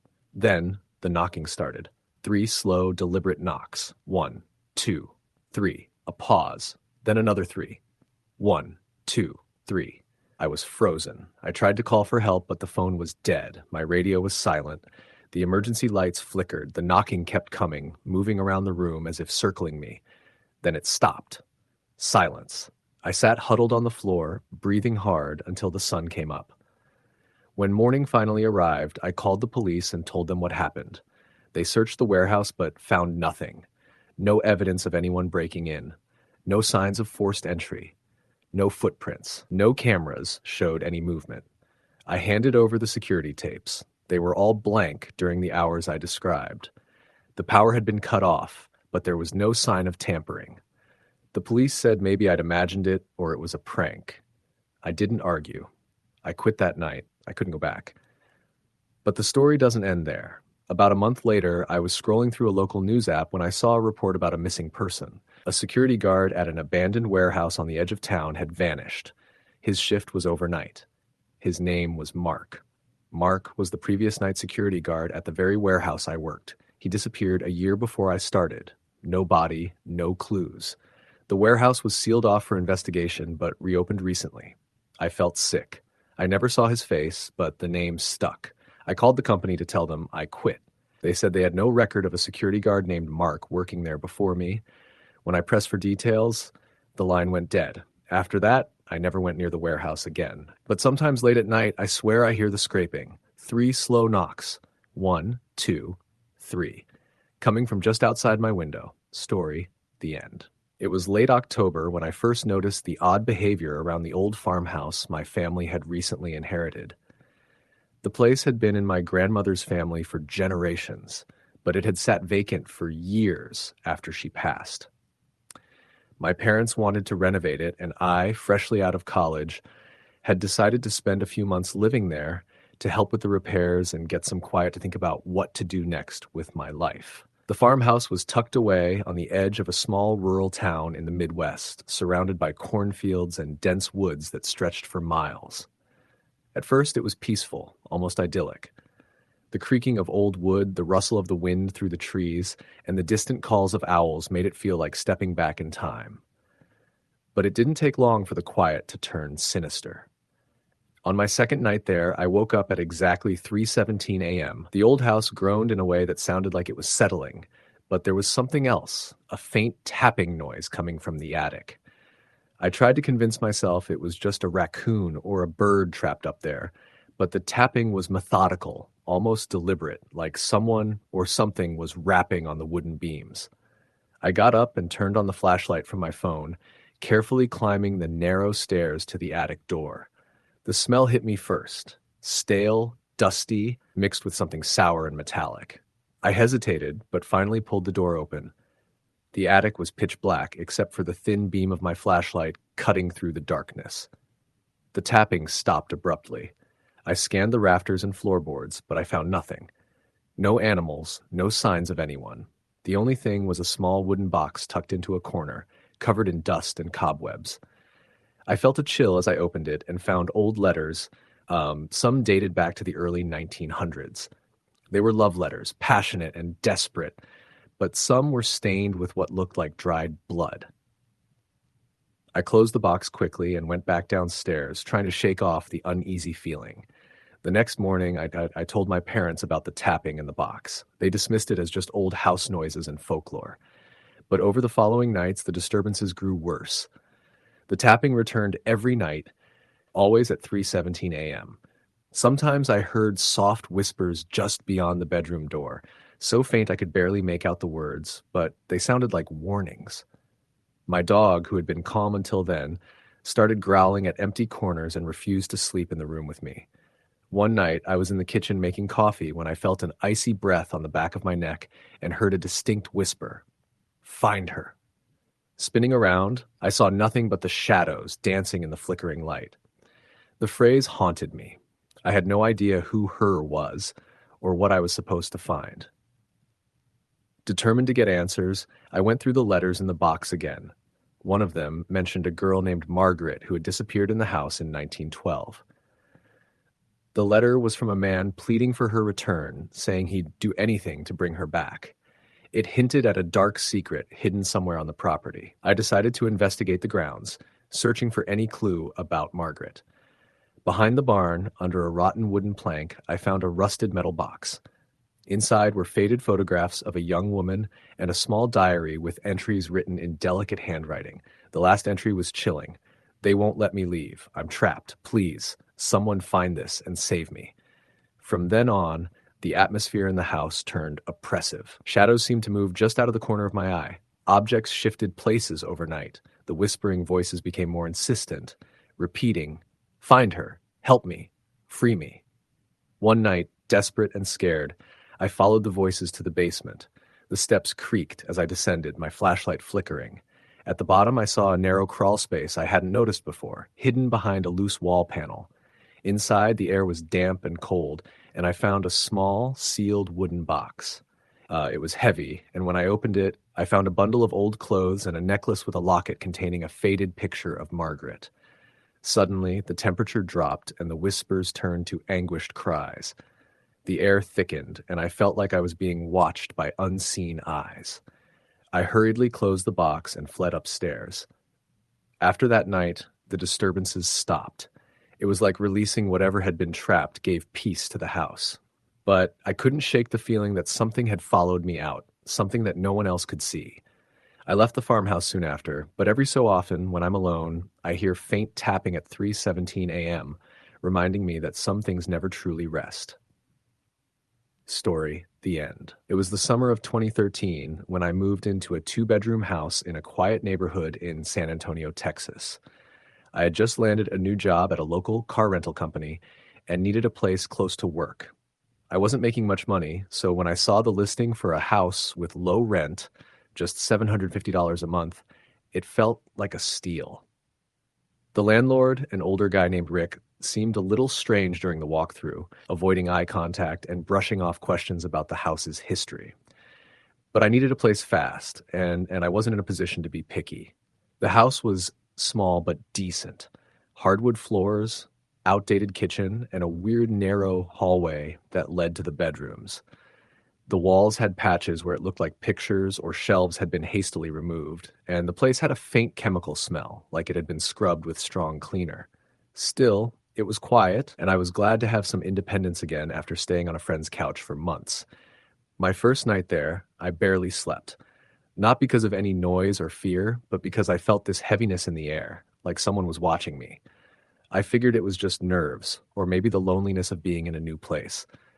But it didn't go away. Every night, around 2 or 3 a.m., I would wake up. Not from a dream, not from a sound, just suddenly wide awake, heart pounding. I'd sit up in bed and look around, certain someone was in the room, only to find nothing. It got weirder after the first week. I kept hearing faint noises, footsteps in the hallway, whispering voices that would stop the moment I turned on the light. I even checked outside a few times, thinking it might be someone trying to break in, but the motion lights in the yard never triggered. Once, I found the back door slightly ajar, even though I always made sure to lock it before bed. I started sleeping with a knife under my pillow. I told one of my coworkers about it, Claudia, who had grown up in San Antonio her whole life. When I mentioned the street name, she hesitated. "What number?" she asked. I told her. She got quiet and said, "I think there was some weird stuff at that house a few years ago. I'll ask my cousin. She used to live nearby." She never got back to me. 3 weeks in, I had my first truly disturbing experience. I had just gotten home from work around 6:30 p.m. and was heating up leftovers in the microwave. I heard what I thought was a woman's voice whisper something behind me, soft, right at my ear. I spun around and nearly dropped my plate. No one there. I checked the doors, still locked. Windows closed. I figured maybe it was the TV, but I hadn't turned it on. That night, I found long scratches on the wall of the hallway, deep, like someone had dragged a key down it with force. 4 parallel lines from waist height to the floor. I hadn't noticed them before, and I was sure they weren't there the day before. I took pictures and texted them to Rick, asking if he knew anything about them. No reply. 2 nights later, I was brushing my teeth when I saw it. The mirror over the sink had this tiny black smudge that I tried wiping away, but it wouldn't come off. As I leaned in, I saw it wasn't a smudge. It was a tiny fingerprint, too small to be an adult's. I felt a cold wave wash over me. I live alone, no kids, no visitors. I started researching the house. It wasn't easy. Rick had bought it through an LLC, and the local records were sparse. But after hours of digging, I found a single article from 2009 buried in the local news archive.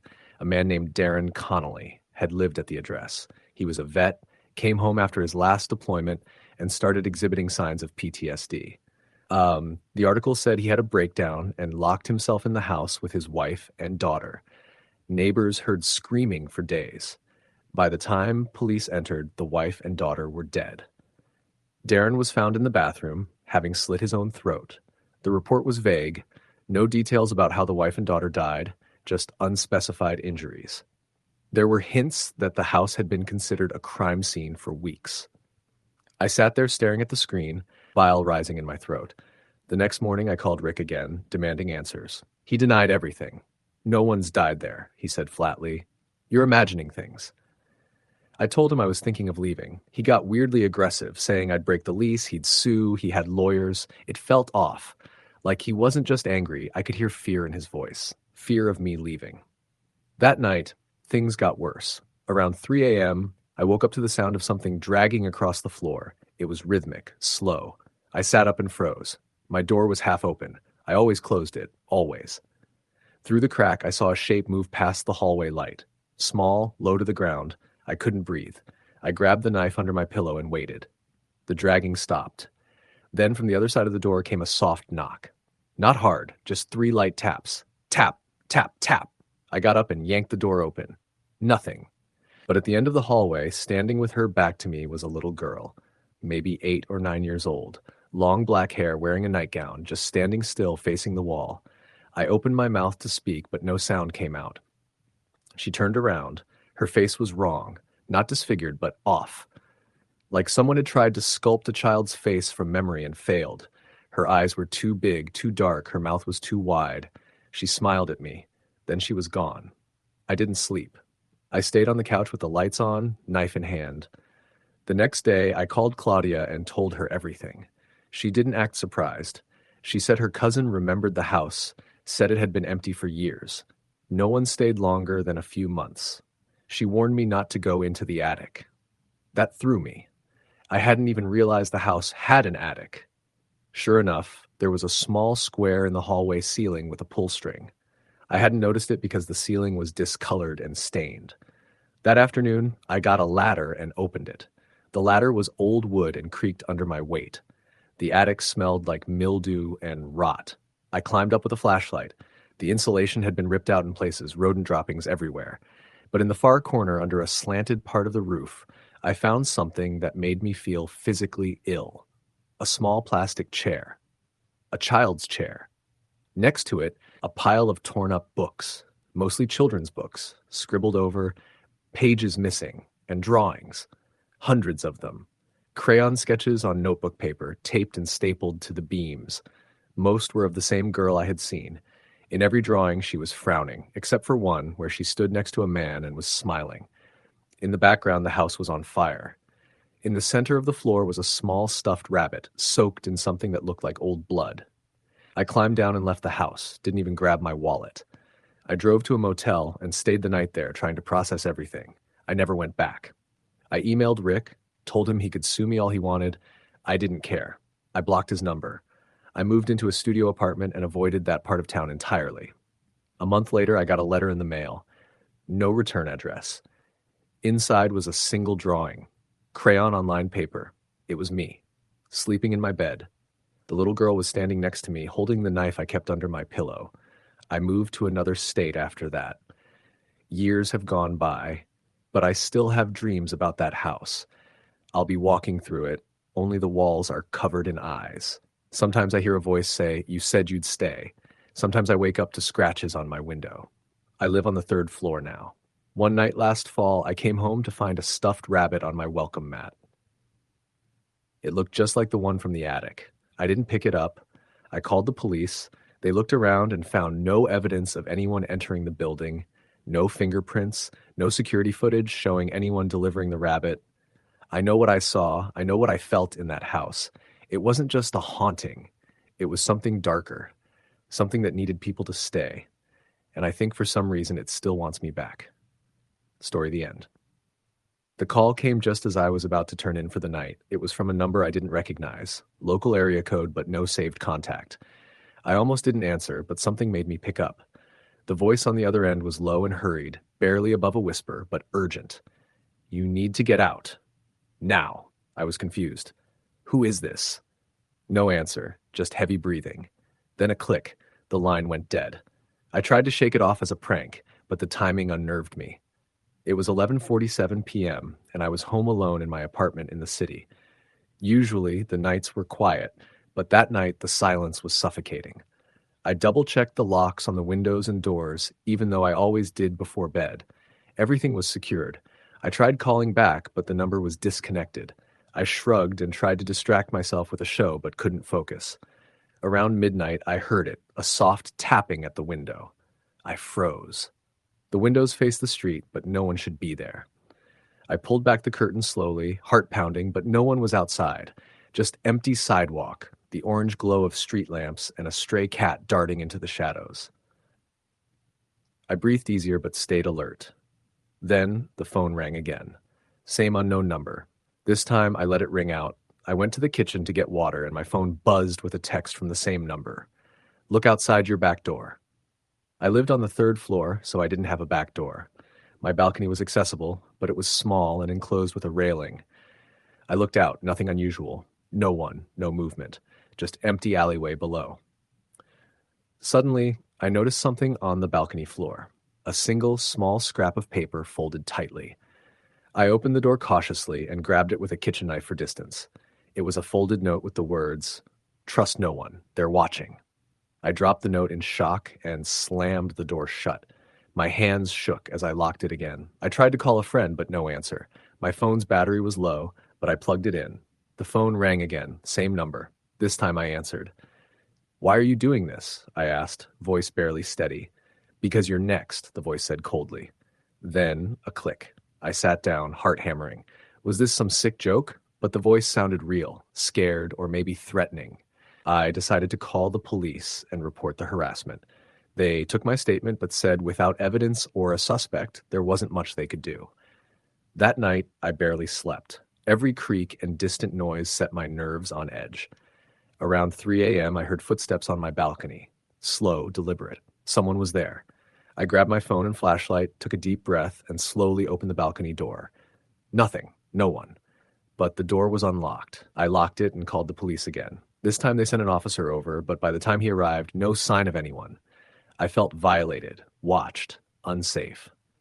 Over the next week, the calls and texts continued.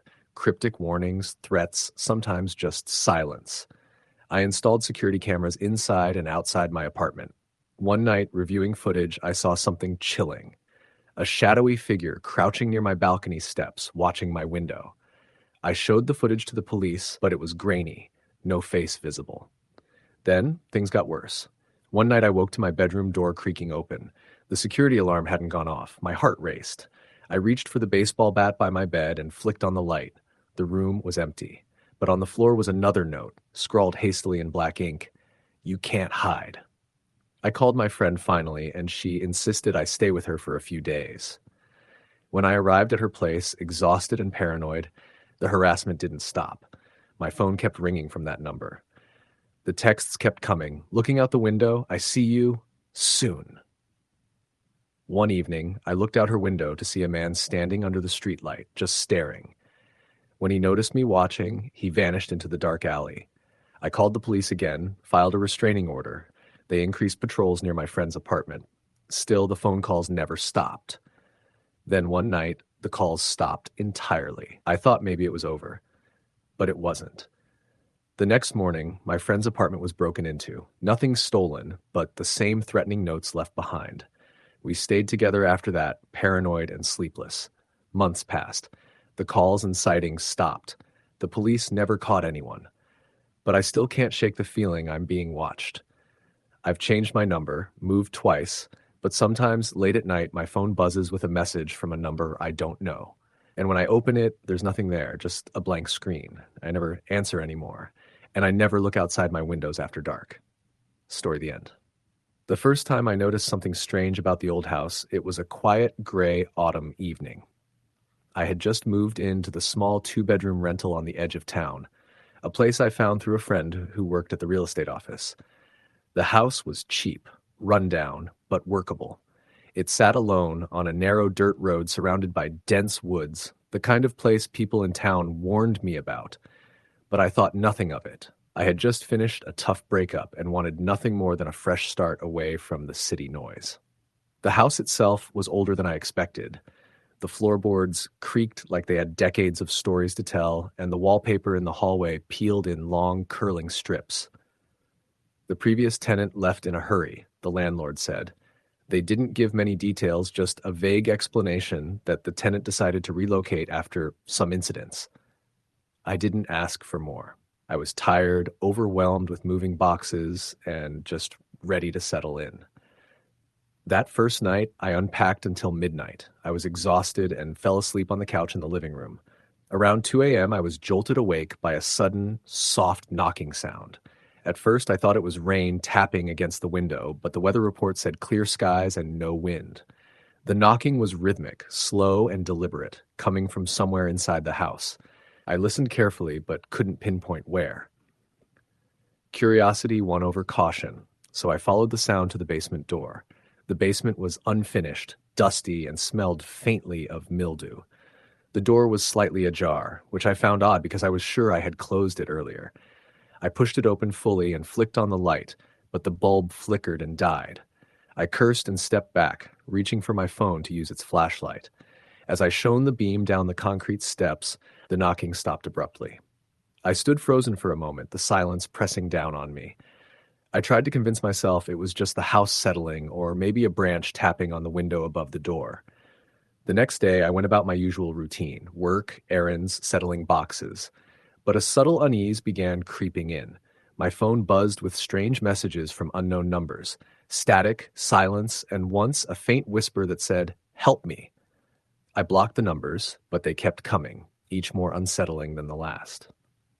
I showed the messages to my neighbor, a middle-aged woman named Mrs. Grayson who had lived in the area all her life. She frowned when I told her. "That house has a history," she said quietly. "A bad one. You should be careful." When I pressed her for details, she said, "Years ago, a family lived there. A man, his wife, and their little girl. The girl disappeared one night without a trace. The police searched for weeks but never found her. The family left soon after, and since then the house has been empty more often than not." I felt a chill. "Do people say what happened to her?" Mrs. Grayson shook her head. "No one knows, but there are stories. Strange noises, lights at night, shadows moving in the windows. Kids around here dare each other to go inside, but no one stays long." I tried to laugh it off. "I'm fine, just old house noises and local legends." That night, the knocking came again, louder this time, at exactly 2:13 a.m. I sat frozen in my bed, staring at the ceiling, heart pounding. Then a child's laughter echoed faintly through the house. It was soft, distant, and just enough to send a shiver down my spine. I pulled the covers over my head, trying to shut it out. The following days brought more odd occurrences. Objects moved from their places. A chair slightly turned, a book on the floor, the kitchen door left open when I was sure I'd closed it. Sometimes I smelled something sweet and floral, like baby powder or lilacs, but only for a few seconds before it vanished. One afternoon, I found small handprints smeared on the dusty basement window. Dusty, but fresh enough to have been made recently. I started documenting everything, taking photos and notes, hoping to catch something concrete. One night, I set up my phone to record audio while I slept. The next morning, I played it back and heard faint whispers, a girl's voice saying, "Come play with me." The words were barely audible, but unmistakable. I reached out to a local historian, hoping to learn more about the family that once lived there. He sent me copies of old newspaper clippings. The girl's name was Emily Parker, 8 years old, vanished in 1982. The police never found her, and the case went cold. The family moved away within weeks. The house remained empty for years. One article caught my eye. Neighbors reported seeing a woman in white wandering the woods near the house at night, sometimes carrying a child's toy or singing lullabies. No one could explain what happened. My unease turned to fear when I started having vivid nightmares. Emily appeared in them, pale-faced and wide-eyed, standing at the foot of my bed or peeking through windows. In one dream, she reached out and whispered, "Find me." I woke up screaming. One night around 3 a.m., I heard footsteps upstairs. I live alone, so it was impossible. I grabbed a flashlight and crept up the stairs, but no one was there. The bedroom door was open, and on the floor, I found a small old doll lying face down. It wasn't mine. It looked decades old, with cracked porcelain and a faded dress. I didn't know where it came from. The doll terrified me, but I didn't throw it away. Instead, I placed it on the mantel, hoping it was a message, a clue.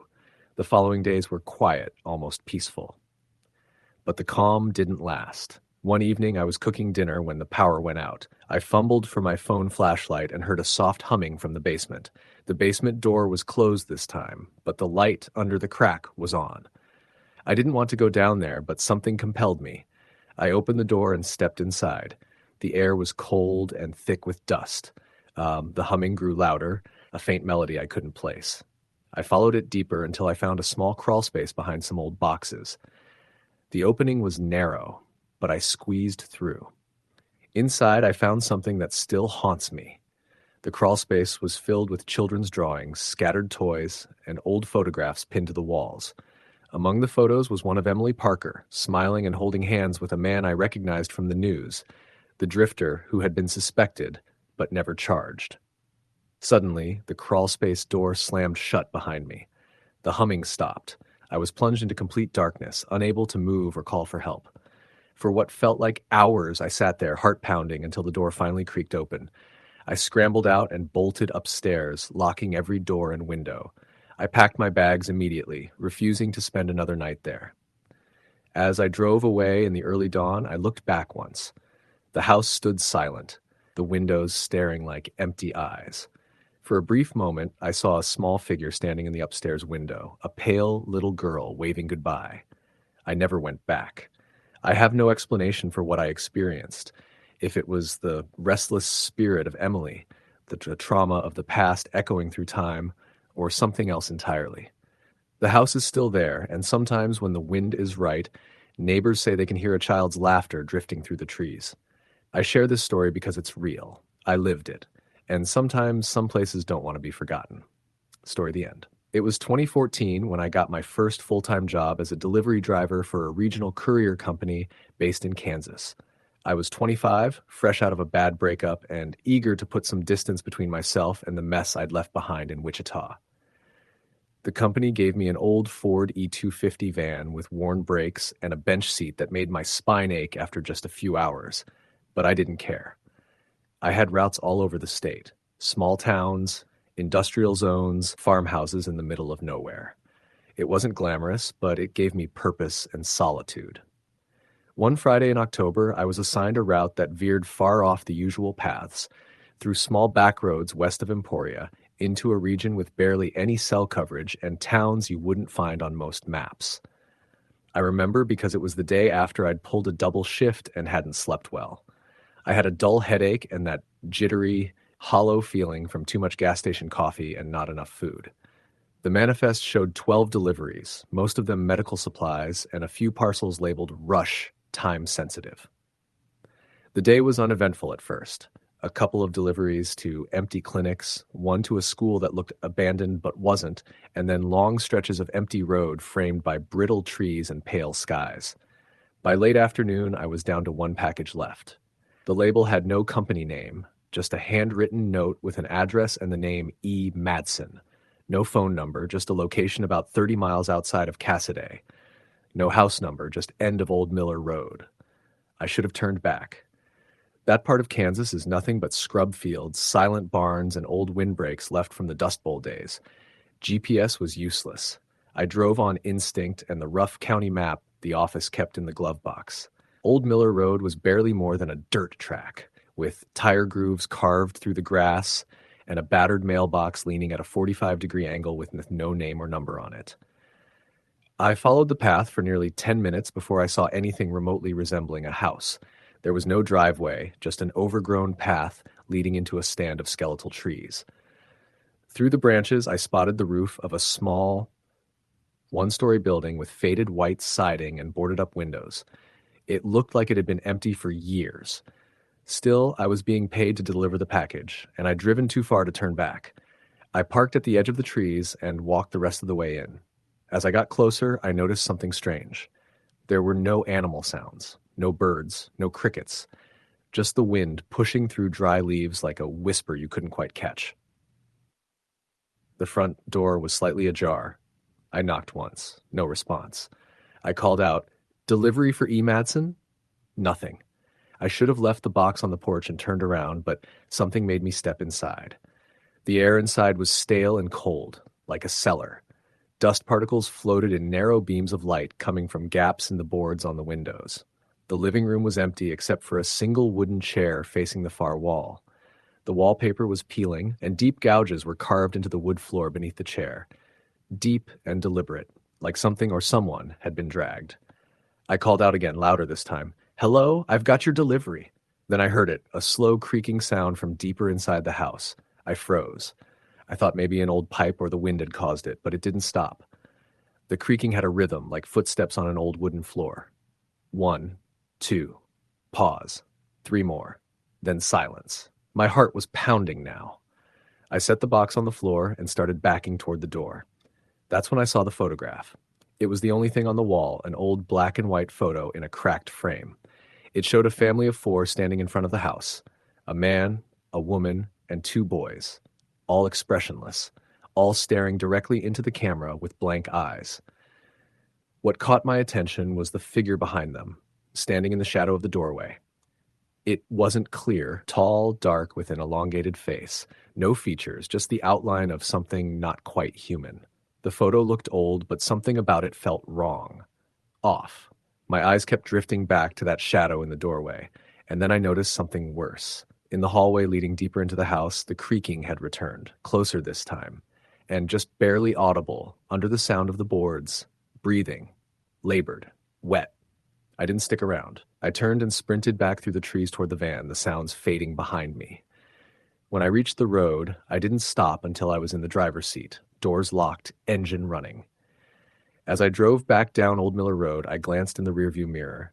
Just for a second, there was someone standing at the tree line, not moving, just watching. I got back to the office late. I didn't say anything to anyone. I filed the delivery as left at door and tossed the signed manifest into the return bin. I convinced myself it was a squat house, maybe someone mentally unwell, maybe a prank. But I never took another route in that part of the state again. I avoided the topic for years. Then in 2019, I came across an article in a local archive while helping my new girlfriend research for her history thesis. She was writing about abandoned settlements in rural Kansas. I wasn't really paying attention until I saw a familiar name, E. Madsen. According to the article, the Madsen family had vanished in 1972.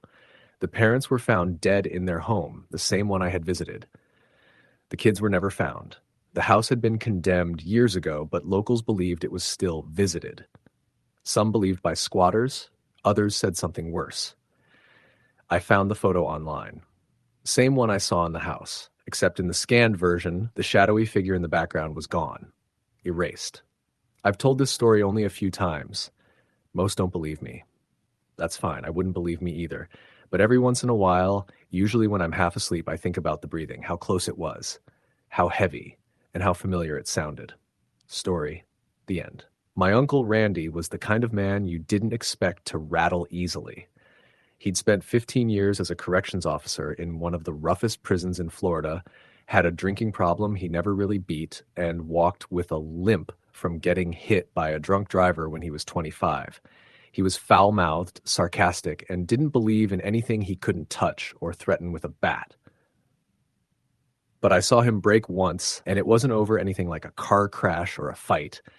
It was about a girl who lived next door to him in 2003. Randy had bought a little ranch house in Stark, Florida. It was cheap, quiet, a little overgrown in the back, the kind of place you could smoke on the porch and scream at football games without worrying about the neighbors. Except there was only one neighbor for half a mile in either direction, a single-story house next door with faded white paint and thick hedges that hadn't been trimmed in years. The woman who lived there was named Joanne, mid-40s, widow, kept to herself. Randy said he didn't think much about her until one day she showed up at his door in tears, clutching a trembling little girl's hand. The girl looked about 10 or 11, skinny, pale, with thick brown hair and eyes that looked black unless the light hit them just right. Her name was Mandy. Joanne was clearly panicked. She told Randy she had to go to Gainesville for an emergency. Her sister was in the hospital, and asked if he could keep an eye on Mandy for just one night. Just one. She'd be back before noon the next day. Randy was reluctant. He didn't like kids, but eventually agreed when he saw how desperate she was. Joanne hugged him, knelt down and told Mandy to be good, then left in an old station wagon that coughed smoke down the gravel driveway and disappeared. That night, Randy made spaghetti, watched TV, and mostly ignored Mandy. She was quiet, almost too quiet for a kid. She sat on the edge of the couch without making a sound, didn't touch the food, didn't blink much. When Randy asked if she was okay, she just nodded. Her eyes didn't match her expression. It was like she was watching something behind him. At one point, while Randy was doing the dishes, Mandy came into the kitchen and asked if she could sleep with the lights on. He said, "Why? You scared of the dark?" She looked at him and said, "No, but that's when it moves the most." He laughed, thinking it was just some kid being weird. But when he went to bed later, he left the hall light on anyway, just in case. At around 3:30 in the morning, Randy was woken up by the sound of scratching. Not animal scratching, more like a slow, deliberate scraping along the walls. He sat up in bed, still groggy, and realized the noise was coming from the hallway. He opened his bedroom door and found Mandy standing perfectly still under the hall light, her face turned toward the ceiling. She was humming softly, not a tune he recognized, just a flat, tuneless hum like she was imitating a refrigerator. "Mandy?" he asked. She didn't respond. He walked closer, but as he reached her, she turned slowly and pointed at the living room. "It's behind the couch," she whispered. Randy looked over and saw nothing, of course. Just the couch, the TV, the leftover dinner tray. He turned back to tell her to go back to bed, but she was already walking away, silent, barefoot, back into the guest room. He didn't sleep well after that. By morning, he decided maybe the girl just had some issues. Maybe Joanne should have warned him. He made breakfast, knocked on the guest room door, and got no response. When he opened it, the room was empty. Bed untouched. Window locked. No Mandy. Panic set in. He tore the house apart, checking closets, under the bed, the backyard, even the crawl space. Nothing. He called Joanne's number, disconnected. Called the hospital in Gainesville, no one by that name admitted. He drove to the house next door and banged on the door for 10 minutes. No answer. Eventually, he called the sheriff's department. The deputy who came out looked more confused than anything. When Randy explained what happened, the deputy asked if he'd been drinking. When Randy insisted it was real, the deputy looked uneasy and asked him to come take a look at something. The deputy walked him next door through the tall hedges and pointed at the windows. The place was empty, completely empty. No furniture, no curtains, no lights. A heavy chain and padlock were wrapped around the front door handles. The yard was overgrown like it hadn't been maintained in years.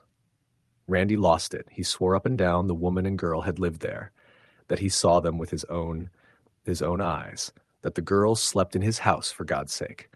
The deputy calmly explained that no one had lived in that house for over a decade. Joanne had died in a fire in 1993. Her daughter Mandy died with her. The fire started in the kitchen, they said. Investigators believed it was electrical, but neighbors at the time claimed strange things had happened before the blaze. Joanne was paranoid, had begun barricading the house from the inside. She reportedly called the police several times, claiming someone was moving through the walls. People chalked it up to grief after losing her husband.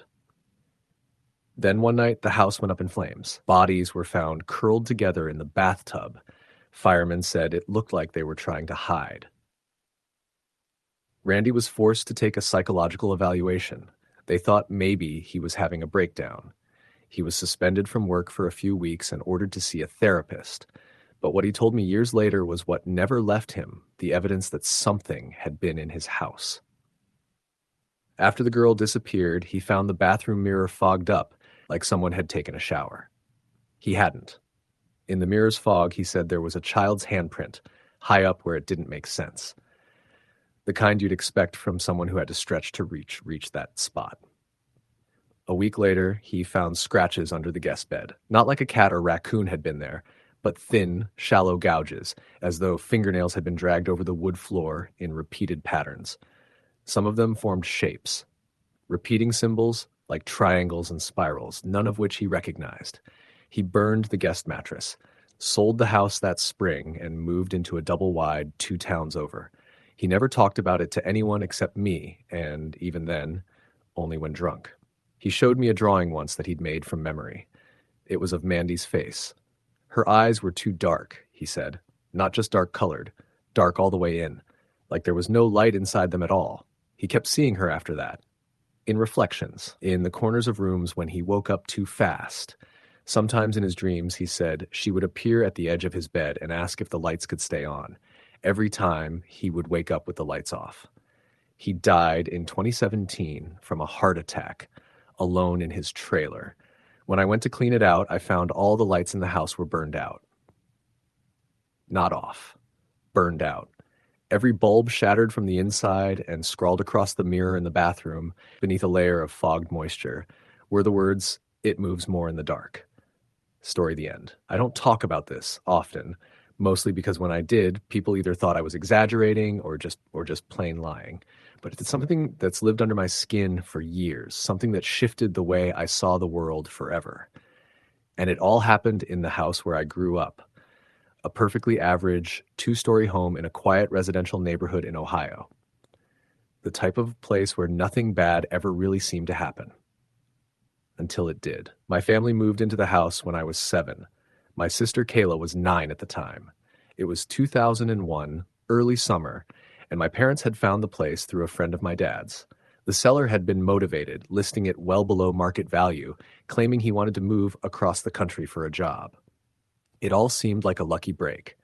The house wasn't anything fancy, just an old colonial-style home, a little creaky, with a large backyard and an unfinished basement. But the neighborhood was nice, safe. Our neighbors were friendly and mostly kept to themselves, which my mom appreciated. My dad traveled for work, so it was often just me, my sister, and my mom at home during the week. I never liked the house. From the beginning, something about it made me feel like I was always being watched.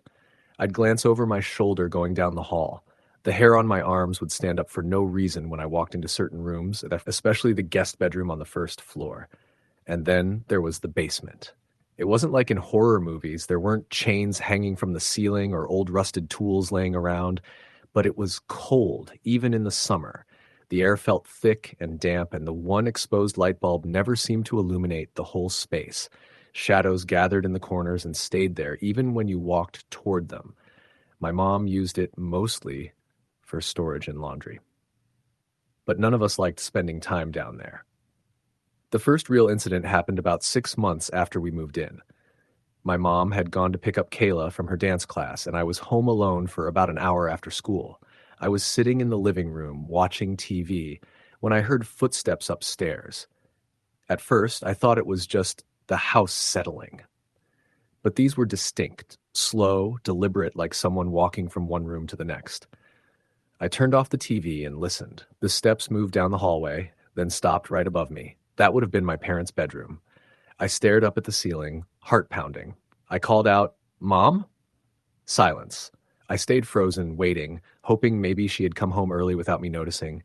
But I didn't hear the garage or the front door. Just those footsteps. 1, 2, 3 steps, and then the faint creak of the floor near the window. I ran out of the house barefoot and waited on the curb until my mom pulled into the driveway. When I told her what happened, she brushed it off as the house settling, maybe some animals in the attic. My dad checked but found nothing. Still, after that, I started sleeping with my light on, and I refused to go upstairs alone. Kayla had her own experiences too, though she didn't talk about them much until years later. But I remember one night when she came into my room crying. She said she woke up and saw a tall, dark figure standing at the foot of her bed. Not moving, just standing there, watching her. She thought it was a dream, but she couldn't wake up. She said it felt like she couldn't move or breathe until suddenly the figure was gone. There were smaller things after that. Our dog, Baxter, would growl at empty corners. The lights in the hallway would flicker or shut off completely, even after we replaced the switches and bulbs. My mom swore she left things in one place only to find them moved. But the basement, that place became something else entirely. We started hearing knocking from down there. At first, it was just at night, 3 sharp knocks, spaced evenly. My mom thought it was the pipes, but then we started hearing them during the day, sometimes when the water wasn't even running. Kayla once heard it while she was homesick from school, in the middle of the afternoon. She said it sounded like someone was knocking on the basement ceiling directly beneath her feet. One evening, when my dad was actually home, we were sitting in the kitchen when the knocks started again. My dad, who had always dismissed it as our imagination, finally had enough.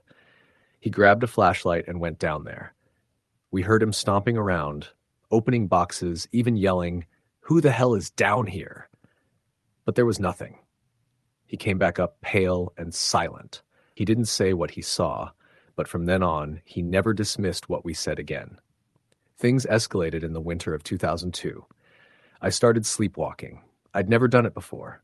I'd wake up in the hallway, or sometimes even downstairs in the kitchen. One time, I woke up in the basement, sitting on the steps in the dark, my feet dusty and freezing, the light behind me off, even though I was certain I never turned it off. That night scared me more than any other. I ran upstairs, crying, shaking so hard I couldn't speak. My mom tried to calm me down, but all I could say was, I didn't go down there. I didn't go. My parents put a latch on my door after that, from the outside. At night, they locked it so I wouldn't wander. It didn't stop the nightmares, though. Vivid, violent dreams of being dragged through the basement by something I couldn't see. Sometimes I'd wake up with scratches on my legs or my arms. Kayla was having her own nightmares, too. She told me she dreamed of a woman in a stained white dress sitting in the corner of her room, whispering her name over and over again. One night, she screamed so loudly my dad broke down her door. She said the woman was crawling across the ceiling toward her. My mom tried everything. She brought in a priest, though we weren't religious. He blessed the house, said some prayers, but nothing changed.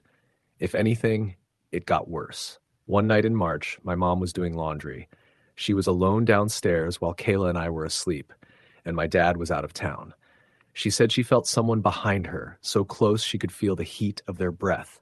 She turned around, expecting one of us, but no one was there. The lights flickered and then the bulb burst. She screamed and ran up the stairs, tripping and cutting her knee on the concrete. The next morning, she had bruises around her arms like someone had grabbed her. We moved out 2 months later. My parents never gave a full explanation. They told people it was for my dad's job, but we all knew the real reason. Years passed. We tried to forget it. My parents never spoke about the house again. My sister refused to even drive past that neighborhood. But last year, I was visiting my hometown and decided to do some digging. I searched county records, old newspaper articles. It took hours, but I found something. In the early 1980s, a woman named Annabelle Hadley had lived in that house. She'd been caring for her 2 children after a nasty divorce. One winter, neighbors reported a foul smell. Police found her and the children dead in the basement. Carbon monoxide poisoning from a faulty heater, they said. But there were strange things noted in the reports. Symbols carved into the basement walls, strange messages scrawled in the children's rooms, even signs of restraint in the corners of the basement. It was written off as a tragic accident. But there were whispers. Neighbors said Annabelle had changed in her final months, stopped letting the kids go outside, claimed something was inside the walls. No one lived in the house for years after that. Then the guy who sold it to my parents bought it cheap and flipped it. We were the first family to live there long term since, I don't know what was in that house. I don't know if it was something Annabelle brought in or something older, but it never left. It fed on us, followed us in our dreams, made that house a trap. I still think about those knocks. Always 3 of them, always slow, like it was counting, waiting. Story the end. It started with the phone calls. Always around the same time each night, between 2:12 and 2:17 a.m. They were never long. Sometimes there was just silence. Other times there were distorted, garbled whispers that didn't sound quite human. I live alone in a 3rd-floor apartment in a quiet part of Omaha. The building is old, built in the late 40s, and it creaks in all the ways you'd expect. I've been here 6 years, no roommates, no pets, set, and never any real problems. That changed last October. At first, I thought it was some kind of prank. My number's not listed publicly, but I figured it had been sold somewhere and someone was having fun messing with people. I answered the first 2 calls with irritation. Silence both times. I stopped answering by the 3rd night, let it go to voicemail. No message. But then I noticed something I couldn't ignore. Whoever was calling me wasn't spoofing their number like telemarketers or pranksters usually do. It was a blocked number, yes, but the call always came from the same general location, within 3 blocks of my apartment. I work from home, so I keep odd hours. That night, after the 5th call, I couldn't sleep. Around 3:30 a.m., I walked down to the corner bodega to grab some snacks. As I stepped outside, the cold hit me immediately. The street was empty, completely still. A low fog had settled in, and the streetlights flickered like they were trying to hold back something that didn't belong. The moment I stepped off the stoop, I heard it, footsteps behind me, just a step or 2 behind. I turned, expecting to see someone walking their dog or maybe another insomniac like me. There was no one. I scanned the sidewalks, even leaned over the railing to see if someone had just turned a corner. Nothing. But the footsteps didn't stop. They kept pace with me the entire walk to the store and back, always just out of sight. And every time I stopped and turned around, they stopped too. I didn't sleep that night. I sat up in my armchair with the lights on, a kitchen knife in hand, trying to rationalize it. Maybe I was hearing my own footsteps echoing back at me. The buildings in my area do that sometimes, especially in the cold. But that didn't explain the feeling I had.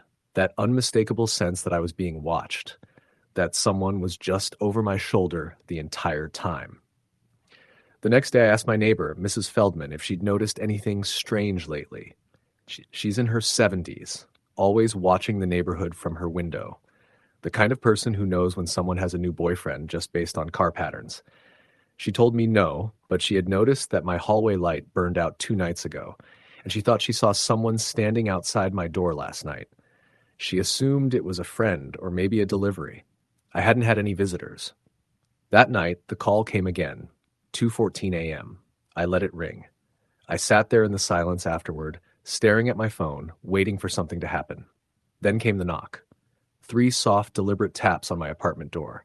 I froze. I didn't live in a secure building, just a single deadbolt on a flimsy wooden door. I stood up slowly, moved to the peephole, heart pounding. There was no one there. I waited another 10 seconds, then cracked the door open. Still no one. I stepped into the hall, empty. No sounds of someone going down the stairs, no echoing footsteps. I closed the door, locked it, and pushed my couch in front of it. The next morning, I checked the hallway camera. The landlord had installed a few after a break-in 2 years ago. But when I tried to access the footage, the app showed no data recorded during selected time. I checked the settings. Motion detection was on, notifications enabled. There should have been something. I called the landlord, asked him if the cameras were working. He told me they were. But when he checked the logs for my floor, it showed nothing from midnight to 4 a.m. That night, I didn't get a call. I didn't get a knock. I got something worse. I woke up at 3:08 a.m., completely drenched in sweat, heart racing. I hadn't had a nightmare. I don't remember dreaming at all. But something had pulled me out of sleep with such force I couldn't breathe. I turned on the lamp beside my bed, and that's when I noticed my closet door was wide open. I always keep it closed. Always. Inside, everything looked normal. My clothes hung in their usual place at boxes stacked neatly on the floor. But when I stepped closer, I noticed something off. My old college hoodie, the one I hadn't worn in over a year, was lying in the middle of the floor. It had been folded, stored in a box at the bottom of the stack. The box was still there, closed, but the hoodie was out. I searched every inch of that apartment, under the bed, behind the couch, inside cabinets. I even pulled the oven away from the wall. Nothing. I called the police, and they sent someone over. The officer was polite, if not a little dismissive, said maybe I sleepwalked, suggested a camera inside the apartment if I was that worried. I bought one that afternoon. I set it up in the corner of my bedroom, facing the door, closet, and window. That night I got the call again, 2:16 a.m. I ignored it. No knock, no sound. But when I checked the camera the next morning, the footage was gone. Just like the hallway cam. The app said, no events detected. But the timestamp showed that the recording stopped at 2:12 a.m. and didn't resume until 4:47 a.m. I didn't touch it. It was on a shelf above my desk, nowhere near where I could have knocked it over or unplugged it. It didn't lose power. The log didn't show a shutdown or restart. I backed up the few seconds of footage that had recorded. The last frame before the cut showed me asleep in bed. But in the upper right corner of the image, partially visible near the closet, was a shape, not a shadow. A shape, black, with thin limbs, slightly hunched. Almost like a person, but not quite. Its hand looked too long, its head slightly too narrow. I stared at that frame for hours. I didn't sleep that night. I packed a bag and drove to a hotel on the other side of town. I didn't tell anyone where I was going. I didn't use my credit card. I wanted to see if the calls would stop. And they did. No call, no knock, nothing. I stayed at the hotel for 4 nights. On the 5th, I went home. Everything looked normal. Nothing was missing. Nothing had moved. I checked the camera, still active, no issues. That night, I took a sleeping pill and crashed hard. I woke up with dried blood on my fingers, just a small amount, under my nails and at the edge of my right palm. I checked myself all over. No cuts, no scratches, nothing. I looked at my sheets, clean. I checked the bathroom, nothing. I didn't know what to do. I stood there in my living room at 6:42 a.m., shaking, wondering what had happened to me during the night. I went to work as usual, but I felt off the entire day. I kept catching my reflection in glass and noticing something wrong. A weird expression. My eyes looked duller, my lips slack, like I wasn't fully inside myself. That night, I set up 2 cameras, one in the bedroom, one in the hallway outside. I also called a friend, Rachel, and told her everything. She's a skeptic, always the one to find the most rational explanation. She didn't laugh, though. She just said, "Come stay with me for a few days. We'll figure this out." I agreed.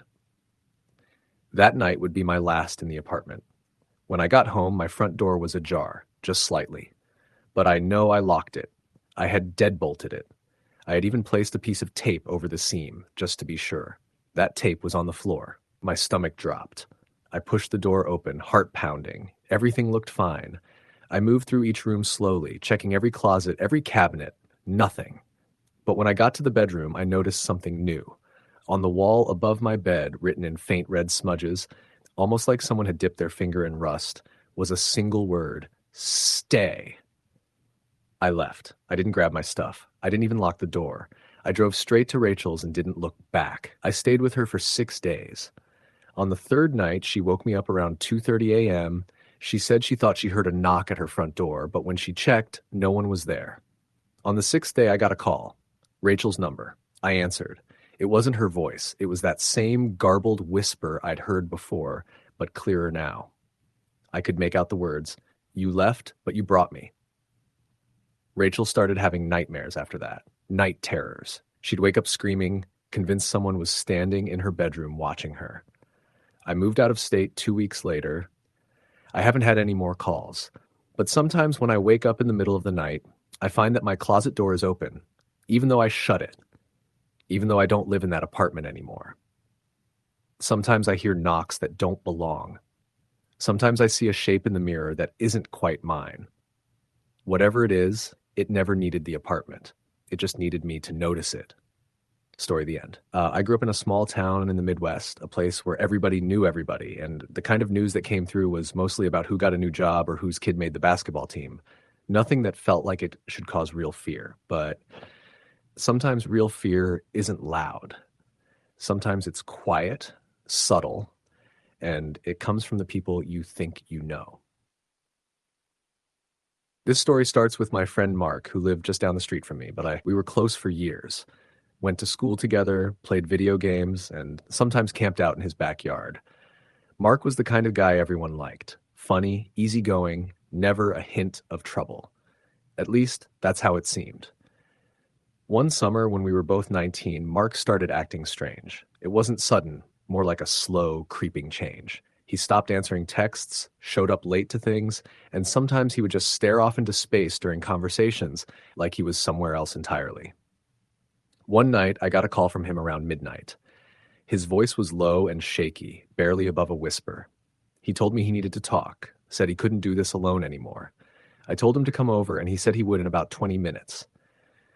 When he arrived, he looked exhausted. His usual bright eyes were dull, and his clothes hung on him like he'd lost weight. He paced in my living room for a long time, then finally sat down and told me what had been happening. He said it started a few months ago when he moved into a new apartment a few towns over. The place was cheap and old, nothing fancy. He didn't think much of it, except that sometimes at night he'd hear footsteps in the hallway outside his door.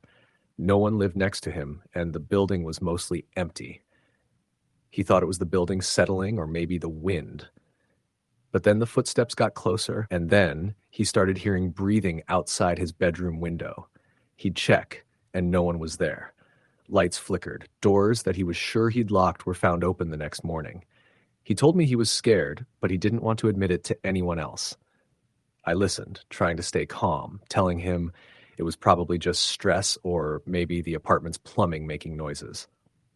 But then he said something that made me freeze. He said he started seeing a figure, a man, standing just at the edge of his vision.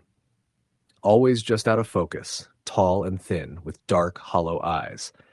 The figure never spoke, but every time Mark looked directly, it vanished. He said sometimes the figure was closer, sometimes it was watching him from the corner of the room. I tried to tell him it was probably his mind playing tricks, that the mind can do weird things when you're stressed or tired. But Mark's voice was breaking as he told me how the figure started showing up during the day, too. He said he'd be walking down the street and feel like someone was behind him, looking at him, even though no one was there. Then the nightmares began. He described one where he was trapped in his apartment, and the figure was closing in, whispering something he couldn't quite understand. Every time he tried to scream, his voice failed him. When he woke up, he said he was drenched in sweat, heart pounding. I told him to call the landlord to get a different apartment. He said he tried, but the landlord was unhelpful and there was no availability nearby. Then things escalated. One night, Mark called me again, frantic, saying someone was in his apartment. He begged me to come over. I told him I'd be there in 20 minutes.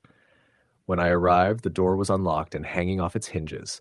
Inside, the place was trashed. Furniture overturned, drawers pulled out, papers scattered everywhere, but no sign of Mark.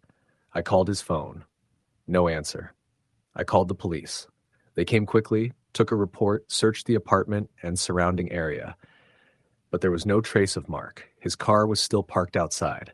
His wallet and keys were on the kitchen table. It was like he had vanished. The police treated it as a missing person case. They asked me questions: if he'd been depressed, if he had enemies, if there was any sign he wanted to disappear. I told them no. Mark was the last person who would just vanish without a word. Days passed, no leads. Then one night, around 2 weeks after Mark disappeared, I got a message on my phone. It was from his number. The text was simple: help me. I called back immediately, but the line went dead. Then the calls started. At exactly 2:13 a.m., my phone would ring once, then hang up. One night I answered. There was silence, then breathing. Deep, ragged breathing. Then a whisper. Find me. I tried calling the police again, but they said, without more information, there was little they could do. I began investigating on my own. I retraced Mark's steps, visited his apartment, talked to neighbors. One woman told me she had heard strange noises coming from his unit before he disappeared. Low chanting, footsteps pacing late at night. I found out the building was once owned by a man named Arthur Jennings, who was notorious in the town's history for dark rituals and a series of disappearances in the 70s. I researched Arthur Jennings and found disturbing accounts of occult ceremonies, people going missing without explanation, and strange symbols carved into the walls of the building, symbols that were now covered by paint in Mark's apartment. I got permission from the landlord to check behind the drywall in Mark's apartment.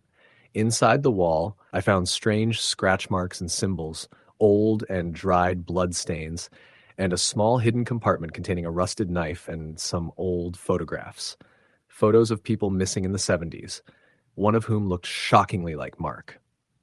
That night, I stayed at the apartment. I set up cameras, hoping to catch something. At 2:13 a.m., the power went out. The temperature dropped. My phone screen cracked, flickering to life, showing a shadow moving in the hallway. I heard whispers, chanting, and footsteps. The figure appeared, tall, thin, eyes hollow and dark, just like Mark described. It moved closer and whispered, "He belongs to us now." I ran out, heart pounding, leaving everything behind. Mark was never found. Months later, police found his body buried beneath the old foundation of the building during some construction work. His eyes were open, staring blankly. There was no explanation for how he got there, no sign of struggle, only the strange symbols carved around him. I left town shortly after. Sometimes late at night my phone rings. Blocked number, I never answer. Story the end. I used to work night shifts as a security guard at a now demolished office building in central Detroit. This was back in 2016, and the building had already been mostly emptied out. It was one of those glass-paneled towers that had seen better decades. Most of the tenants had moved out by then, leaving only 2 or 3 floors operational during the daytime.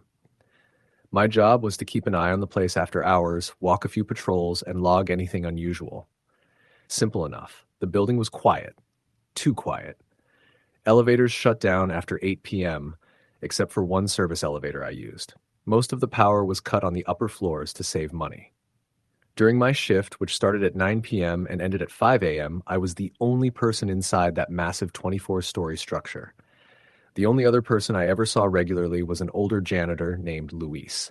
He cleaned one of the active floors from 8 p.m. to midnight, and then he left. After midnight, I was completely alone, or at least I should have been. It started subtly. The first few nights were uneventful, but on my fourth night, I heard footsteps on the floor above me during my 1 a.m. patrol.